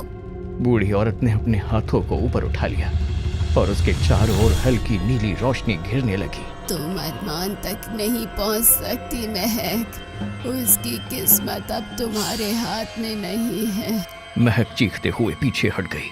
उसकी आंखों में जलती हुई नफरत थी। तुम अरमान को मुझसे दूर नहीं कर सकती। मैं लौटूंगी और इस बार सिर्फ अरमान को नहीं, पूरी दुनिया को अपना बना लूंगी। एक झटके में महक काले धुएं में बदल गई और गायब हो गई। कोठरी में अब सिर्फ बूढ़ी औरत और अरमान थे। अरमान कांपते हुए बूढ़ी औरत की तरफ देख रहा था। आखिर तुम कौन हो? बूढ़ी औरत मुस्कुराने लगी। मैं वही हूँ जो तुम्हारी जिनजादी बीवी की दुनिया से आई है, लेकिन उसकी तरह नहीं हूँ। मैं नूरानी जिन हूँ और मैं तुम्हारी मदद करने आई हूँ। अरमान अभी भी अविश्वास से उसकी तरफ देख रहा था। तुम अब इस जेल में सुरक्षित नहीं हो। सरकार ने तुम्हारी रिहाई का आदेश दे दिया है, लेकिन याद रखना, महक तुम्हें चैन से नहीं जीने देगी। अरमान के कानों में ये शब्द गूंजने लगे। वो जान गया था कि उसकी जिंदगी अब कभी भी सामान्य नहीं हो सकती थी। इस घटना के 2 दिन बाद रात का समय था। दिल्ली की एक पुरानी लाइब्रेरी में सायरा अपने लैपटॉप के सामने बैठी थी। उसके चारों ओर पुरानी किताबें फैली हुई थी।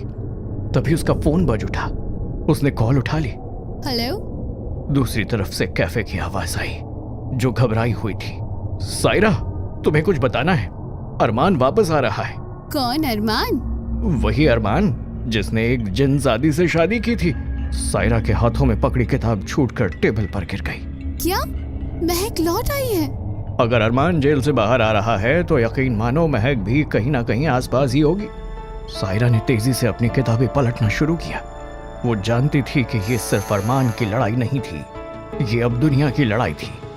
इतना कहकर कॉल कट गया। कैफ अपने घर की खिड़की के बाहर हो रही हल्की हल्की रिमझिम को देखते हुए पुरानी यादों में खो गया। Flashback story. कुछ महीने पहले रात का समय था। आसमान में काले बादल छाए हुए थे और हल्की हल्की बारिश हो रही थी। दिल्ली की एक वीरान सड़क पर अरमान तेजी से चल रहा था। उसका चेहरा उतरा हुआ था, आंखों में डर और बेचैनी थी। वो बार बार पीछे मुड़कर देखता, जैसे कोई उसका पीछा कर रहा हो। ठंडी हवा उसके कानों से टकराई और उसे महसूस हुआ कि वो अकेला नहीं है।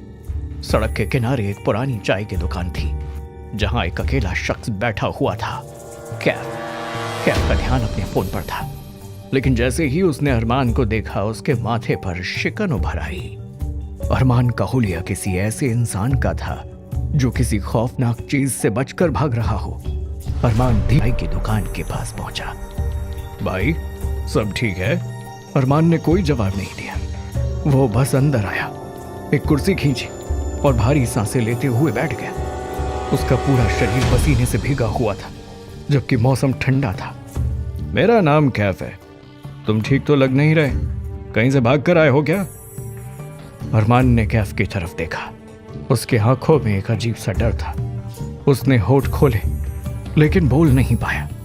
कैफ कुछ देर उसे देखता रहा, फिर उसने चाय वाले को इशारा किया। भाई, 2 चाय देना, लगता है मेरे दोस्त को इसकी सख्त जरूरत है। अरमान चुपचाप बैठा रहा। उसकी आंखें खाली थी, मानो वो किसी गहरे ख्याल में डूबा हो। बारिश की बूंदें छत से टपक रही थी और दूर कहीं एक कुत्ता भौंक रहा था। माहौल में एक अजीब सी खामोशी थी।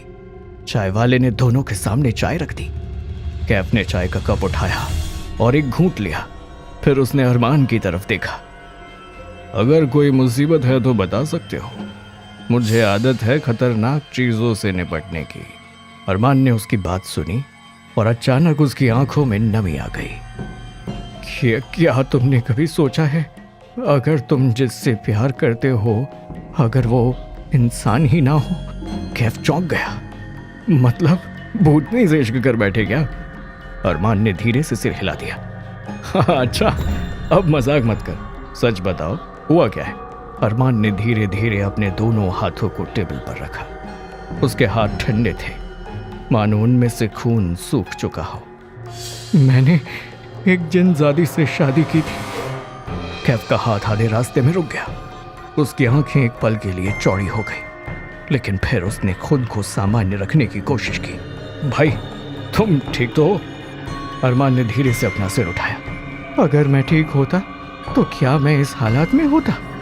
कैफ ने उसकी आंखों में झांका। वहां सिर्फ डर था, गहरा, असीम डर। बारिश की बूंदें अब और तेज हो चुकी थी। चाय की दुकान में हल्की ठंडक थी, लेकिन अरमान के माथे से पसीना बह रहा था। कैफ ने कप को टेबल पर रख दिया। ठीक है, मुझे सब कुछ बताओ। अरमान ने एक लंबी सांस ली। महक, वो कोई आम लड़की नहीं कैफ, वो जिनजादी थी। कैफ के चेहरे की मुस्कान धीरे धीरे गायब हो गई।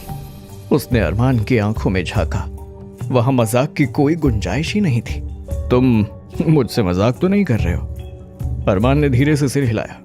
काश ये मजाक होता कैफ, लेकिन मैं हकीकत से बच नहीं सकता। मैंने उसे चाहा था, मैंने उससे शादी की थी, और फिर मैंने अपनी आंखों के सामने अपने माँ बाप को मरते देखा। मैंने वो चीजें देखी जो किसी इंसान को कभी नहीं देखनी चाहिए। कैफ का गला सूखने लगा। मतलब सच में? अरमान ने उसकी तरफ देखा। उसकी आंखों में एक अजीब सा खालीपन था, मानो उसकी आत्मा किसी अंधेरे खाई में गिर चुकी हो। मैं जब पहली बार महक के घर गया था तो मुझे लगा था कि वो दुनिया की सबसे खूबसूरत जगह है, लेकिन धीरे धीरे मैं महसूस करने लगा कि कुछ तो बहुत गलत है। कैफ के हाथ की चाय ठंडी हो चुकी थी। फिर क्या हुआ? अरमान के चेहरे पर हल्की झुर्रियां उभर आई, जैसे वो किसी बहुत गहरे दर्द को याद कर रहा हो। फिर मैंने जाना कि मैं महक के जाल में फंस चुका हूँ। जब मैंने उसे छोड़ने की कोशिश की तो उसने मेरे माँ बाप को मार दिया। मेरी माँ की चीखें आज भी मेरे कानों में गूंजती हैं कैफ। वो रात जब मैंने पहली बार महक का असली चेहरा देखा था, वो रात मैं कभी नहीं भूल सकता। कैफ के रोंगटे खड़े हो गए।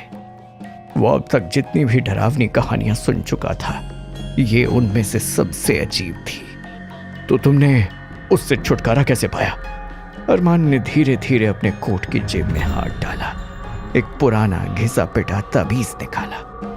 ये ताबीज एक पीर बाबा ने मुझे दिया था। उन्होंने मेरी जान बचाई, लेकिन उन्होंने कहा था कि मैं कभी नहीं मरेगी अरमान। वो तब तक तुम्हारा पीछा करेगी जब तक तुम्हारी आखिरी सांस नहीं निकल जाती। कैफ की सांसें और तेज हो गई। उसने अपने सिर को हल्के से झटका दिया। भाई, तुम जो बोल रहे हो वो सच में हजम नहीं हो रहा, लेकिन तुम्हारी आंखें कह रही है ये झूठ नहीं है। अरमान ने कोई जवाब नहीं दिया। वो बस अपनी ठंडी चाय को घूरता रहा। मतलब महक अभी भी जिंदा है? अरमान ने कैफ की तरफ देखा। हाँ, और वो मुझे लेने आएगी। अरमान की बात सुनकर कैफ डरी हुई नजरों से अरमान को देखने लगा। उन दोनों में बातचीत का सिलसिला काफी देर तक चलता रहा। कुछ देर की बातचीत अब गहरी दोस्ती में बदल चुकी थी। उस दिन के बाद कैफ अक्सर अरमान को फोन करने लगा। एक दिन कैफ रात के समय दिल्ली के एक पुराने कैफे में अपनी दोस्त सायरा के साथ बैठा था। सायरा की आंखों में हमेशा की तरह जिज्ञासा थी। उसके सामने कुछ पुरानी किताबें खुली पड़ी थी। कैफ ने धीरे धीरे अपनी कॉफी का घूंट लिया और सायरा की तरफ देखा। सायरा, तुम्हें रहस्यमयी चीजों में दिलचस्पी है ना? बिल्कुल, पुरानी किताबें, छुपे हुए राज, मुझे इन सब में मजा आता है।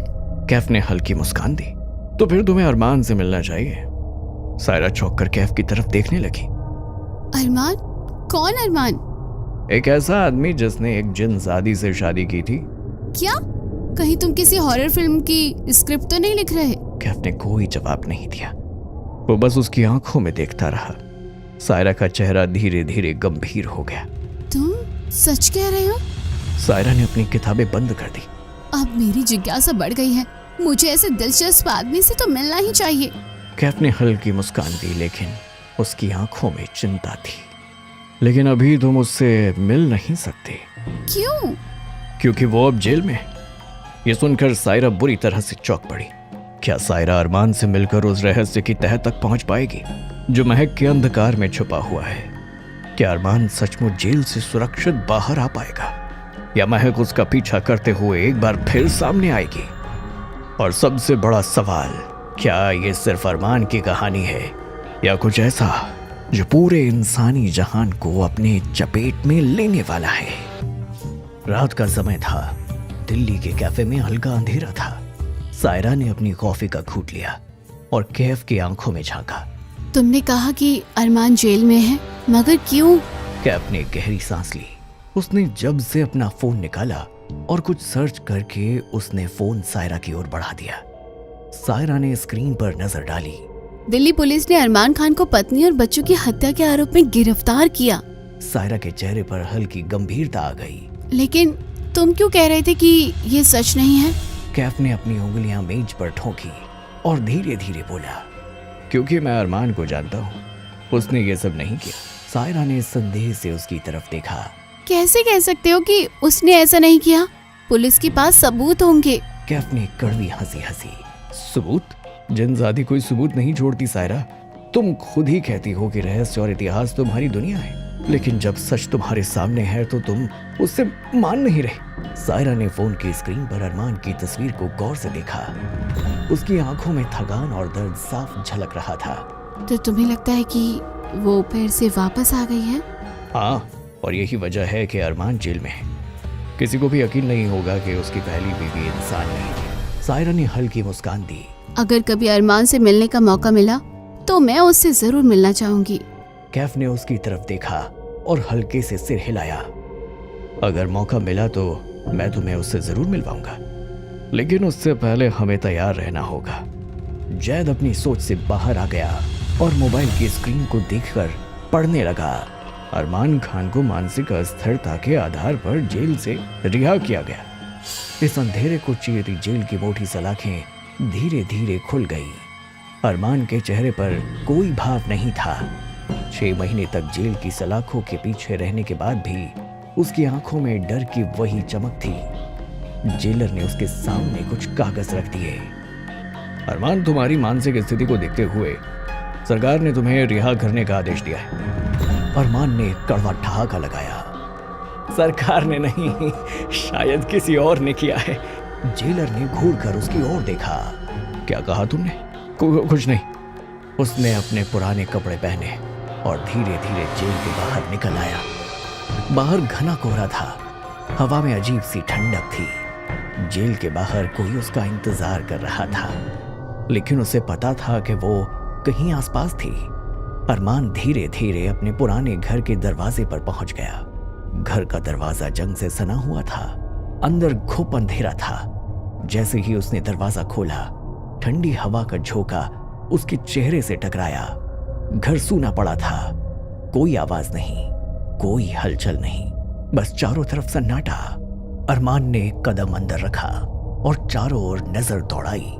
दीवारों पर हल्की दरारें पड़ चुकी थी, फर्श धूल से भरा था। तभी एक धीमी फुसफुसाहट हवा में तैर गई। तुम्हें सरकार ने रिहा नहीं किया अरमान? अरमान का दिल एक पल के लिए रुक गया। वो तुरंत पलटा। सामने वही बूढ़ी औरत थी। उसकी आंखों में हल्की चमक थी और उसके चारों ओर नीली रोशनी की लहरें उठ रही थी। तुम्हें मैंने रिहा किया है। अरमान की आंखें चौड़ी हो गईं। तुमने? बूढ़ी औरत ने हल्की मुस्कान दी। हाँ अरमान, मेरी शक्ति के बिना तुम कभी बाहर नहीं आ सकते थे। अरमान का सिर चकरा गया। उसने अपनी कनपट्टी पर हाथ रख लिया। लेकिन क्यों? बूढ़ी औरत एक कदम आगे बढ़ गई। क्योंकि तुम्हारे पास बहुत कम समय बचा है। अरमान का दिल तेजी से धड़कने लगा। मतलब? बूढ़ी औरत ने उसकी आंखों में झांका। महक लौट आई है और इस बार वो सिर्फ तुम्हारे लिए नहीं बल्कि पूरी दुनिया के लिए आई है। अरमान के चेहरे पर हल्की घबराहट उभर आई। तो अब क्या? बूढ़ी औरत ने एक लंबी सांस ली। अब तुम्हें उसके खिलाफ तैयार होना होगा, क्योंकि ये आखिरी जंग होगी। इतना बोलकर वो बूढ़ी औरत गायब हो गई। अरमान अपने कमरे में बिस्तर पर लेट गया, लेकिन उसकी आंखें बंद नहीं हो रही थी। नींद उसकी आंखों से कोसों दूर थी। कमरे का माहौल घना, अंधेरा और भयानक था। वो बहुत बुरी तरह थका हुआ था, फिर भी उसकी मानसिक स्थिति इतनी खराब थी कि उसे लगता था जैसे वो साया हर पल उसे घेर रहा हो। वो महसूस कर रहा था कि कुछ गलत हो रहा है, लेकिन फिर भी वो खुद को समझा नहीं पा रहा था।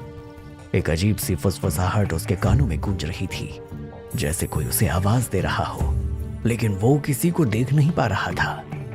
फिर अचानक एक धमाका हुआ। अरमान चौंक कर बिस्तर से उठा। उसकी धड़कन तेज हो गई थी। कमरे का माहौल अब और भी घना हो गया था। उसने दहशत से चारों ओर देखा और तभी उसे बाहर की आवाजें सुनाई दी। वो धीरे धीरे कमरे से बाहर निकला। किचन की लाइट जल रही थी और वहां से चाय बनाने की आवाज आ रही थी। अरमान को विश्वास नहीं हुआ। वो चुपचाप किचन की तरफ बढ़ गया। जैसे ही उसने किचन का दरवाजा खोला, वो बुरी तरह चौंक गया। सामने उसकी पत्नी खड़ी चाय बना रही थी। अरमान की आंखें फैल गई। वो कांपते हुए कदमों से उसकी तरफ बढ़ा। तुम तो मर चुकी हो। अरमान की पत्नी ने मुस्कुराते हुए सिर झुकाया और फिर अपनी आंखों में एक अजीब सी चमक दिखाते हुए उसकी तरफ देखा। उठ गए आप? अरमान को समझ नहीं आया कि वो क्या कहे। अरमान और उसकी पत्नी का चेहरा अचानक बदलने लगा। किचन की रोशनी अब नीली और कटीली हो गई थी। अरमान की नसें तड़प उठी। उसकी पत्नी का रूप बदलने लगा। चेहरे की रेखाएं घुमावदार और भयावह हो गई। उसकी आंखों के अंदर सुनहरी लपटें उठने लगी और वो अब महक का रूप धारण कर चुकी थी। अरमान ने पैर पीछे खींचे। उसकी धड़कन अब असामान्य तरीके से तेज हो रही थी, क्योंकि कुछ देर पहले उसके सामने मरी हुई पत्नी खड़ी हुई थी, मगर अब ठीक उसके सामने उसकी पहली बीवी महक खड़ी हुई। उसे बड़ी वहशतनाक अंदाज में देखकर मुस्कुरा रही थी। अब समय आ गया है अरमान, मेरी दुनिया में वापस चलो। अरमान का दिल जोर से धड़कने लगा। उसकी आत्मा भीतर से कांप रही थी। वो डर के साए में था। तुमसे प्यार करने की सबसे बड़ी भूल की थी महक। तुमसे प्यार करने की वजह से मेरे माँ बाप मारे गए, मेरी पत्नी और मेरे बच्चे भी मारे गए। जिनका कोई कसूर नहीं था। महक की आंखों में नफरत की लहर उठने लगी। उसका चेहरा अब और भयानक हो चुका था, जैसे उसकी त्वचा खुद को फाड़ने को तैयार हो। उसकी आंखों में आग और क्रोध था। तुमने मुझे छोड़ दिया था ना अरमान, तुमने मेरी दुनिया ही छोड़ दी थी। महक ने अपना हाथ अरमान की ओर बढ़ाया। उसका साया अब उसके चारों ओर लहराने लगा और चारों ओर ठंडी हवा का झोंका चलने लगा। अरमान ने पीछे हटते हुए गहरी सांस ली। फिर वो अचानक से जोर से बोला, तुमने मेरे साथ जो किया वो मुझसे कभी माफ नहीं होगा। तुमसे प्यार करने की वजह से मेरी दुनिया बर्बाद हो गई। मैं तुम्हारे साथ नहीं जा सकता। महक का रूप अब पूरी तरह से विकृत हो चुका था। वो अंधेरे में ढलने लगी और उसकी आवाज अब घंटों की गूंज में बदलने लगी। लेकिन ठीक उसी समय वही बूढ़ी औरत की हल्की सी रोशनी कमरे में छा गई। उसकी आंखों में गहरी क्रोध की जलन थी। तुम यहाँ से चली जाओ महक, अब अरमान मेरी सुरक्षा में है। महक नफरत से मुस्कुराते हुए बूढ़ी औरत को घूरते हुए बोली, तुम अच्छी तरह से जानती हो कि तुम मुझसे टक्कर नहीं ले सकती हो। अगली बार जब मैं आऊं तो मैं सिर्फ अरमान को नहीं, तुम्हें भी देख लूंगी। महक का रूप अब पूरी तरह से काले धुएं में धुल गया और हंसी की गूंज हवा में घुल गई। अरमान की हालत बेहद खराब हो गई। उसकी आंखों में डर की गहरी लहरें थी। वो कुछ नहीं समझ पा रहा था। सायरा और कैफ जो काफी देर से दरवाजे के पास खड़े थे, जो अरमान से मिलने उसके घर तक आ पहुंचे थे, उनके चेहरे पर दहशत और शंका थी। ये सब क्या हो रहा था? हमने जो देखा वो बहुत कुछ बताता है, लेकिन अब हमें अरमान को समझाना होगा। तभी अचानक उस बूढ़ी औरत का रूप बदलने लगा। उसकी आंखें अंधेरे में विचित्र अंदाज में चमकने लगी। अरमान कांपते हुए उस बूढ़ी औरत की ओर देखकर बोला, आखिर कौन हो तुम? मैं भी एक जिन हूँ अरमान, एक नूरानी जिन, जो तुम्हें और तुम्हारी दुनिया को उस जिन्नादी से बचाने आई हूँ।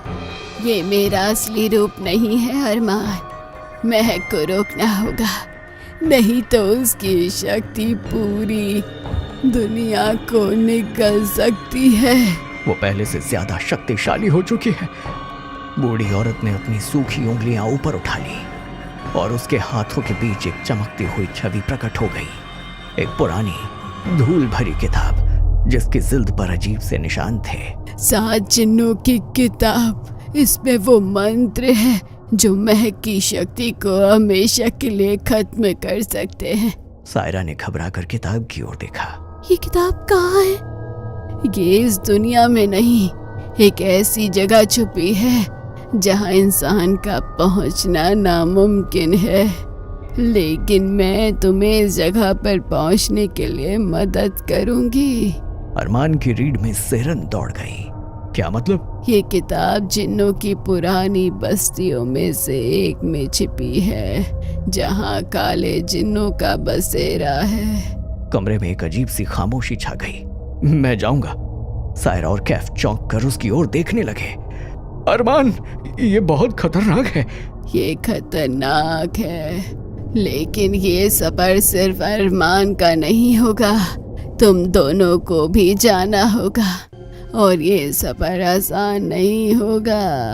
रास्तों में छायादार जिन, मृत आत्माएं और उन अंधेरी ताकतों से सामना होगा जिनका अस्तित्व इंसानों की कल्पना से भी परे है।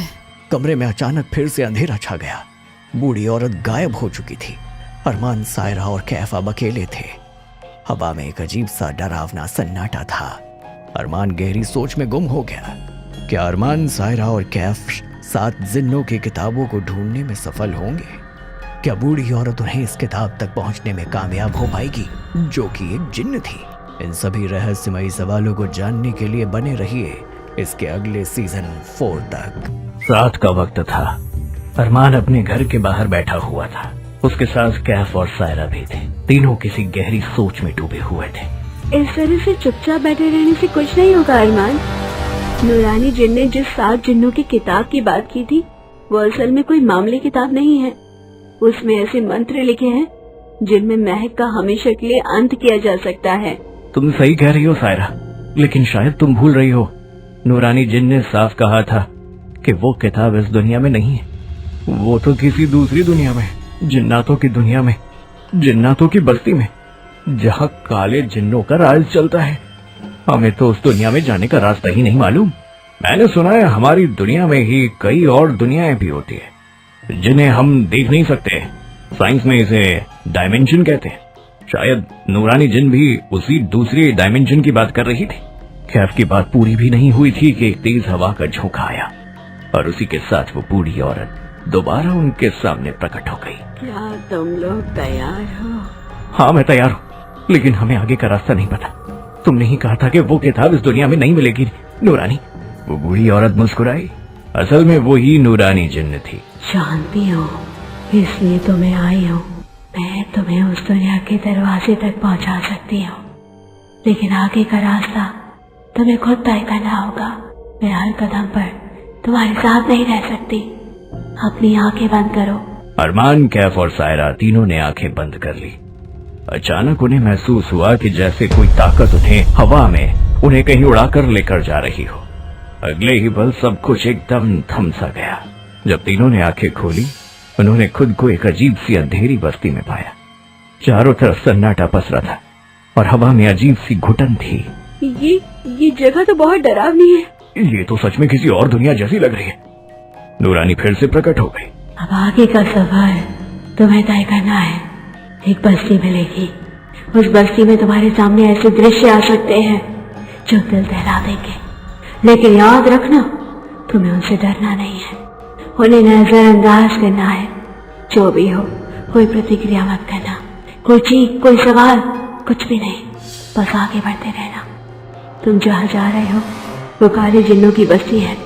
ये दुनिया तुम्हारी दुनिया से अलग है, पूरी तरह अलग। तुम्हें एक बहुत बड़ा खंडर दिखाई देगा। बाहर से वो टूटा फूटा खंडर होगा, लेकिन अंदर से वो एक आलीशान महल लगेगा। खंडर के अंदर जाते ही तुम खुद को किसी और ही जगह महसूस करोगे, जैसे कोई सपना हो, लेकिन ये सपना नहीं, हकीकत होगी। महल के अंदर एक तहखाना है, वही तहखाना जहाँ वो किताब रखी है, वही किताब जिसकी झलक मैंने तुम्हें दिखाई थी। तुम्हें उस किताब को खंडर से बाहर लाना होगा। जैसे ही तुम उसे बाहर लेकर आओगे, मैं आ जाऊंगी और फिर मैं तुम्हें बताऊंगी कि वही कौन से मंत्र हैं जिनसे महक का अंत किया जा सकता है। लेकिन याद रखना, ये सब सुबह होने से पहले करना होगा। चलो, अब हमें आगे बढ़ना होगा।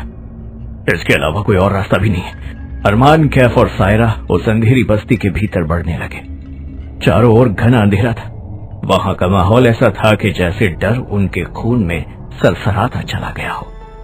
सायरा चारों ओर बस्ती को गौर से देखती हुई दोनों के साथ आगे बढ़ रही थी। कुछ दूर जाकर उसने सवाल की, इस बस्ती में चारों तरफ इतना सन्नाटा क्यों है? ऐसा लग रहा है जैसे यहाँ कोई रहता ही नहीं, और ये अंधेरा तो मेरा खून जमा दे रहा है। मुझे तो अभी तक यकीन नहीं हो रहा है कि हम वाकई जिन्नातों की बस्ती में खड़े हैं। मैंने तो इन सब चीजों के बारे में बस किताबों में पढ़ा था, पर अब तो ये सब चल रहा है। तभी पुराना सा दरवाजा चरमराता हुआ खुला। एक आदमी और एक बच्चा बाहर निकले। उनका चेहरा डरावना और अजीब था।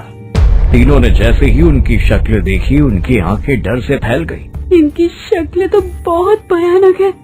इतना कहते ही वो बच्चा और वो आदमी बिजली की रफ्तार से उन तीनों के सामने आ गए और उनके चारों ओर बहुत तेजी से चक्कर काटने लगे। सायरा और कैफ के माथे पर ठंडी हवा में भी पसीने की बूंदें गिरने लगी। ऐसा लग रहा था जैसे किसी भी पल वो दोनों डर से बेहोश हो जाएंगे। याद रखो, नूरानी जिन ने कहा था कि इस बस्ती में जो कुछ भी देखो उस पर ध्यान मत देना। सब कुछ तुम्हें सपना लगेगा, लेकिन ये सपना नहीं है। अगर बहुत ज्यादा डर लगे तो अपनी आंखें बंद कर लो। तुम सही कह रहे हो। तीनों ने आंखें बंद कर ली और डर के बावजूद धीरे धीरे आगे बढ़ने लगे। उनके कानों में डरावनी आवाजें गूंज रही थी। कुछ देर के बाद जब उन्होंने आंखें खोली तो वहां अब कोई नहीं था। चारों तरफ फिर से सन्नाटा था। थोड़ी देर के बाद जब वो तीनों फिर से चलने लगे, तभी अरमान के कानों में किसी की जानी पहचानी आवाज टकरा गई। अरमान, याद रखना, जंगल के उस तरफ वाले स्कूल रास्ते से मत जाना। आवाज सुनते ही अरमान चौंक गया। वो पलटने ही वाला था कि तभी सायरा ने उसका हाथ पकड़ लिया। अरमान, ये तुम्हारी माँ की आवाज नहीं है, ये तुम्हारा भ्रम है। तुम्हारी माँ अब इस दुनिया में नहीं है। मगर माँ की आवाज सुनकर अरमान की आंखों में आंसू आ गए। वो खुद को रोक नहीं पाया। जैसे ही उसने पलट कर देखा, वो खुद को उसी जंगल में पाया जहां उसकी पहली मुलाकात महक से हुई थी। ये तो वही दिन है, वही जगह जहां मैं पहली बार साइकिल चलाकर गया था और महक से पहली बार मिला था। उसने देखा वहीं पर उसकी पुरानी साइकिल खड़ी थी और उसे अचानक बहुत प्यास लगने लगी। तभी एक अजीब सा अंधेरा छा गया और अरमान के कानों में अब उसके पिता की आवाज गूंजने लगी। जैसे ही अरमान ने पलटकर देखा, सामने उसका पूरा परिवार खड़ा था। उसकी माँ, पिता, बीवी और बच्चे, सबके चेहरे डरावने और भयानक हो चुके थे। तेरी वजह से हम मारे गए, सिर्फ तेरी वजह से। एक जिन्नादी से मोहब्बत तुमने की थी और उसकी सजा हमने भुगती। मैंने मना किया था तुझे जंगल के उस रास्ते से मत जाना, लेकिन तू नहीं माना। मेरी मौत की वजह तू है। अरमान कांप उठा। तभी उसके कंधे पर किसी का हाथ पड़ा। पलट कर देखा तो उसके पीछे उसका पुराना दोस्त आरिफ और उसकी पत्नी खड़े थे। आरिफ की आंखों से खून टपक रहा था और उसकी पत्नी के चेहरे की चमड़ी सड़ चुकी थी। कीड़े उसके चेहरे पर रेंग रहे थे। तेरी वजह से मेरी जान गई और मेरी बीवी की भी। अरमान ने अपने कान बंद कर लिए और अपनी आंखें भी कसकर खींच ली और चीखते हुए बोला, नहीं, ये सच नहीं हो सकता, ये सपना, ये सच नहीं हो सकता। अगले ही पल तेज हवा का झोंका आया और सारे डरावने चेहरे गायब हो गए। कुछ देर बाद जब उन्होंने आंख खोली तो सब कुछ शांत था। तभी एक भयानक तेज हवा आई और उसी के साथ पीर बाबा प्रकट हो गए। उनकी शक्ल अब डरावनी हो चुकी थी। तूने एक जिनजादी से शादी की है, वो तेरा पीछा कभी नहीं छोड़ेगी, तू भी मरेगा। इतना कहते हुए पीर बाबा ने अरमान का गला पकड़ लिया। अरमान को सब कुछ घूमता हुआ महसूस होने लगा और अगले ही पल वो बेहोशी की गहराइयों में डूब गया। कुछ देर के बाद अरमान को ऐसा महसूस हुआ जैसे कोई बहुत दूर से उसे आवाज दे रहा हो, अरमान, आंखें खोलो, अरमान। अरमान को समझ में आ गया कि ये आवाज किसी और की नहीं बल्कि सायरा और कैफ की थी। वो अचानक आंखें खोलकर उठ बैठा। सायरा और कैफ उसे घूर रहे थे। अरमान अब भी जन्नतों की बस्ती में जमीन पर बेहोश पड़ा था। थैंक गॉड तू होश में आ गया। हमने तो समझा था तू मर गया। हमने मना किया था ना, पीछे मुड़कर मत देख। अरमान कांपते हुए फुसफुसाती आवाज में उन्हें सारी घटनाएं बताने लगा। हमें अब हिम्मत से काम लेना होगा अरमान, आगे बढ़ते रहना होगा। याद रखो, नूरानी जिन ने कहा था सब सुबह होने से पहले हमें ये काम करना ही होगा। अगर हम ऐसे ही भटकते रहे तो कभी भी उस खंडर तक नहीं पहुंच पाएंगे जहां 7 जिन्नों की किताब रखी है। तुम सही कह रही हो, तुम सही कह रही हो। तीनों फिर से आगे बढ़ने लगे। रास्ते में कई दिल दहला देने वाले दृश्य उनके सामने आए, मगर उन्होंने बड़ी हिम्मत से उन सबको नजरअंदाज किया और बिना रुके आगे बढ़ते रहे। कुछ देर के बाद उन्हें एक बहुत बड़ा पुराना खंडहर दिखाई दिया। वो खंडहर इतना विशाल था कि उसकी छाया भी डर पैदा कर रही थी। लगता है ये वही खंडहर है, हमें इसके अंदर तुरंत जाना होगा। अरमान, कैफ और सायरा खंडहर के अंदर चले गए, मगर अंदर घुसते ही तीनों की आंखें आश्चर्य से फैल गईं। वो अब किसी खंडहर में नहीं बल्कि एक बहुत विशाल महल के अंदर खड़े थे। एक ऐसा महल जो किसी पुराने जमाने की दुनिया से आया हुआ लगता था। इस महल के अंदर की हर चीज बहुत ज्यादा बड़ी है। इसकी तरफ ध्यान मत दो, हमें तहखाना तलाशना है। नूरानी जिन ने कहा था किताब तहखाने में रखी हुई है। तीनों महल के भीतर तहखाने की खोज में लग गए। थोड़ी देर के बाद उन्हें नीचे जाती हुई सीढ़ियां दिखाई दी। वो देखो, नीचे की ओर सीढ़ियां जा रही हैं। मुझे लगता है तहखाना उधर ही है। अरमान, कैफ और सायरा उन सीढ़ियों से नीचे उतरते हुए चले गए। कुछ देर के बाद उन्होंने खुद को एक अंधेरे से भरे तहखाने में पाया। वहां कई मशालें जल रही थी। तीनों ने दीवार से एक एक मशाल उठाई और चारों को देखने लगे। तभी अरमान की नजर एक बहुत पुरानी किताब पर पड़ी। वो देखो, सामने किताब रखी है। कैफ और सायरा ने जैसे ही किताब को देखा उनके चेहरे पर राहत नजर आई। लगता है हम अपनी मंजिल के बहुत करीब हैं। हमें इस किताब को तुरंत लेकर महल से बाहर निकलना चाहिए। नूरानी जिन ने कहा था कि जैसे ही हम किताब को बाहर लाएंगे वो हमारी मदद के लिए आएगी। अरमान ने जैसे ही किताब को छूने की कोशिश की, अचानक उस किताब से धुआं निकलने लगा और एक भयानक, विशाल और डरावनी आकृति सामने प्रकट हुई। इस किताब को यहीं रहने दो, तुम नहीं जानते इसमें क्या है। उस विशाल जिन्न को देखकर तीनों बुरी तरह डर गए। कौन हो तुम? मैं एक जिन्न हूँ और इस किताब की हिफाजत करता हूँ, इसे यहीं रहने दो। नहीं, मुझे ये किताब चाहिए, मुझे जिनजादी से छुटकारा चाहिए। तुम शायद इस किताब के रहस्य को नहीं जानते, इसे सिर्फ वही छू सकता है जिसने अपनी जिंदगी में बहुत ज्यादा दर्द देखा हो, जो अपनी जिंदगी में बहुत अकेला हो। यहाँ तक कि हम जिन भी इस किताब को छू नहीं सकते। अगर दर्द और अकेलापन मापा जाए तो मुझसे ज्यादा किसने झेला है? इस दुनिया में मेरा अब कोई नहीं है, मैं बिल्कुल अकेला हूँ। अरमान ने जैसे ही किताब को उठाया, वो भयानक जिन्न अचानक हवा में घुलकर गायब हो गया। अरमान, कैफ और सायरा तीनों तेजी से उस किताब को लेकर महल के बाहर आ गए। अरमान जैसे ही कैफ और सायरा के साथ खंडहर से बाहर आया, अगले ही पल तेज हवा का झोंका आया और वही बूढ़ी औरत उनके सामने प्रकट हो गई। उस बूढ़ी औरत ने किताब को कुछ विशिष्ट नजरों से देखा। उसकी आंखों में विचित्र चमक थी। तो आखिरकार तुमने इस किताब को हासिल कर ही लिया। लाओ, अब इसे मुझे दे दो। मैं तुम्हें वो मंत्र बताती हूँ जिससे महक का अंत किया जा सकता है। अरमान को न जाने क्यों बूढ़ी औरत का ये हाव भाव कुछ विचित्र सा लगा। जब मैंने इस किताब को उठाया तब उसमें से जिन्न प्रकट हुआ। उसने मुझसे कहा था कि तुम इस किताब को कोई भी जिन्न छू नहीं सकता, केवल वही इंसान इसे छू सकता है जिसने अपनी जिंदगी में बहुत दर्द देखा हो। तो तुम इसे हाथ कैसे लगा सकती हो? ये बात तब तक सही थी जब तक ये किताब उस तहखाने में पड़ी थी, अपनी जगह पर। लेकिन जब तुमने उसे उठाया तो इसकी सारी पाबंदियां टूट गई। अब इसे कोई भी जिन्न छू सकता है। अब इसे मुझे दे दो। अरमान कुछ कहने ही वाला था कि तभी सायरा उसकी ओर मुड़कर बोली, तुम इस नूरानी जिन्न की बातें क्यों नहीं मानते? किताब को इसे दे दो ताकि हमें मंत्र मिल जाए और महक का अंत हो सके।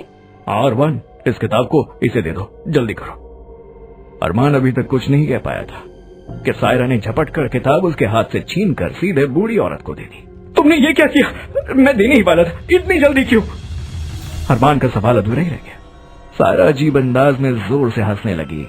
अगले ही पल सायरा की आंखें बिल्ली की तरह चमकने लगी। अरमान उसे देखकर कांप गया। सायरा, तुम्हें क्या हो रहा है? तभी कैफ की आंखें भी उसी तरह चमकने लगी और वो दोनों जोर जोर से हंसने लगे।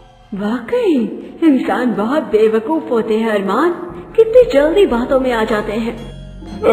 तुम ये क्या कह रही हो सायरा? तो क्या तुम इंसान नहीं हो? नहीं, मैं और कैफ कभी इंसान थे ही नहीं। अगले ही पल कैफ और सायरा दोनों के चेहरे अचानक विकृत होने लगे, बेहद भयानक शक्ल में बदल गए। अरमान बिजली की रफ्तार से पीछे हट गया और बूढ़ी औरत अब उससे एक अलग ही नजरों से घूर रही थी। सच बताओ, क्या तुम वाकई अच्छाई के लिए काम कर रही हो? क्या तुमने सच में महक का अंत करने के लिए इस किताब का जिक्र किया था? तभी अरमान के कंधे पर पीछे से किसी ने हाथ रखा। अरमान ने पलटकर देखा तो पीछे महक खड़ी थी। उसे देखकर अरमान बुरी तरह चौंक गया। चौंको मत अरमान। इतना कहकर महक बूढ़ी औरत से बोली, अब अपने असली रूप में आ जाओ।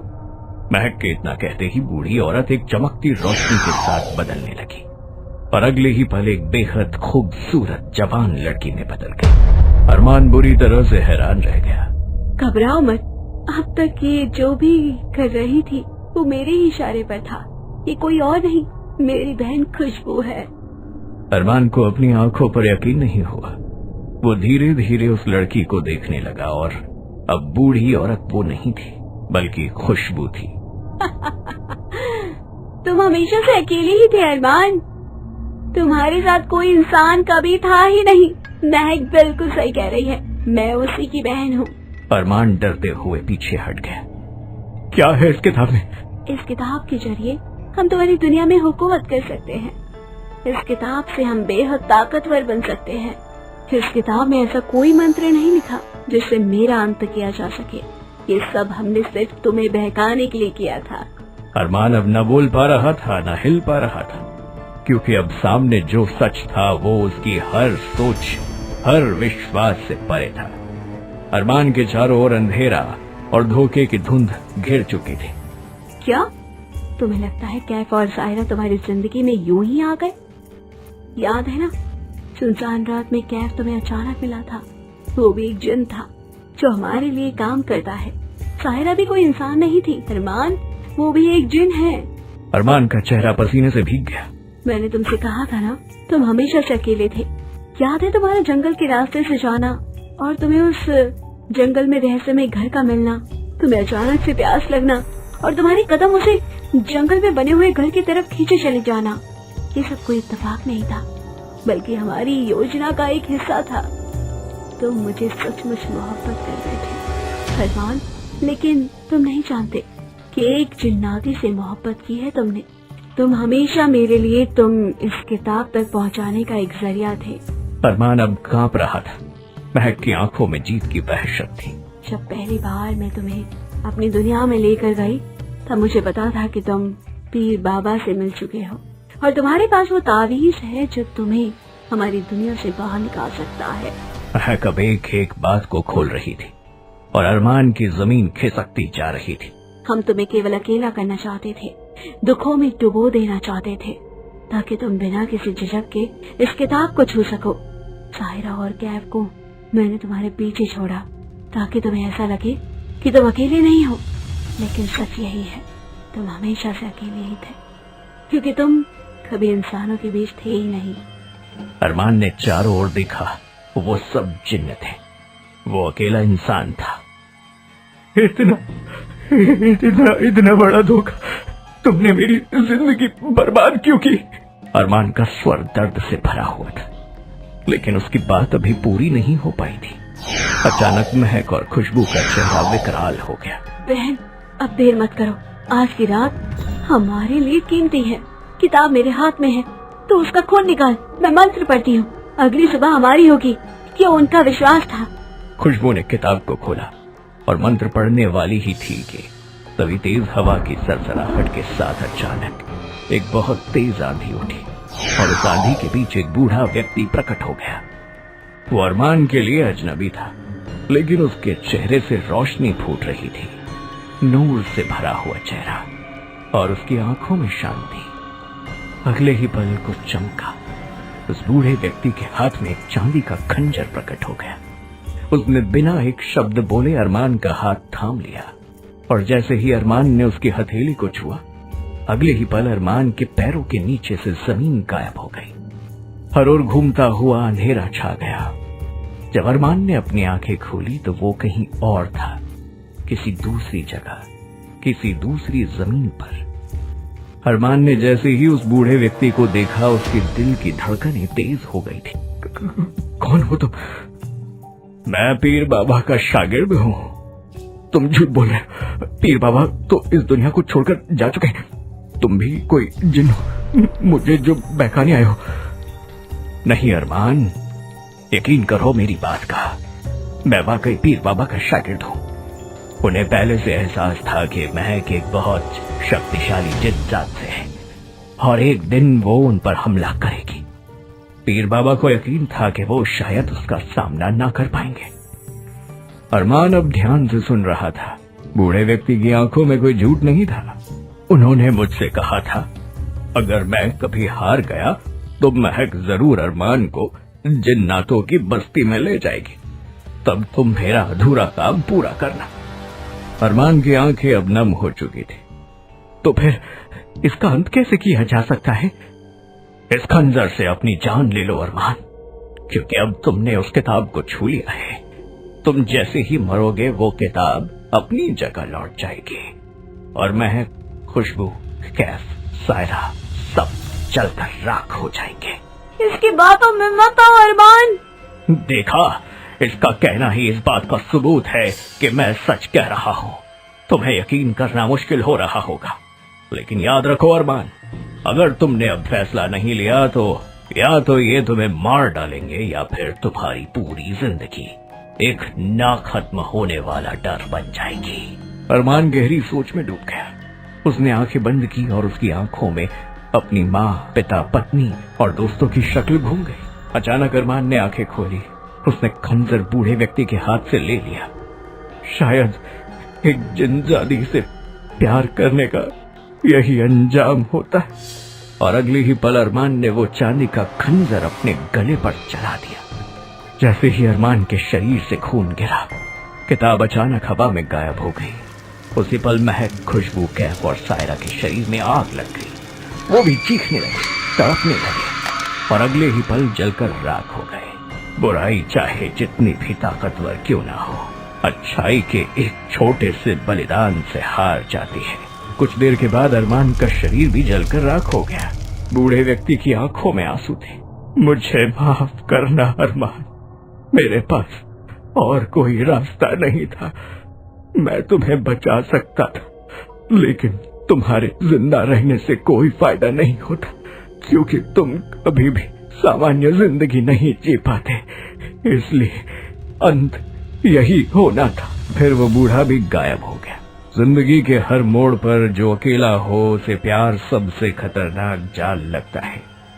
और जब वो जाल जिंदगी मोहब्बत से बुना गया हो, तो उस जाल से निकल पाना किसी भी इंसान के बस की बात नहीं होती। टॉप टून्स हॉरर चैनल को लाइक करें, शेयर करें, सब्सक्राइब करें और नोटिफिकेशन ऑन कर लें, ताकि आपको ऐसी ढेरों नई कहानियां सुनने और देखने को मिलती रहे।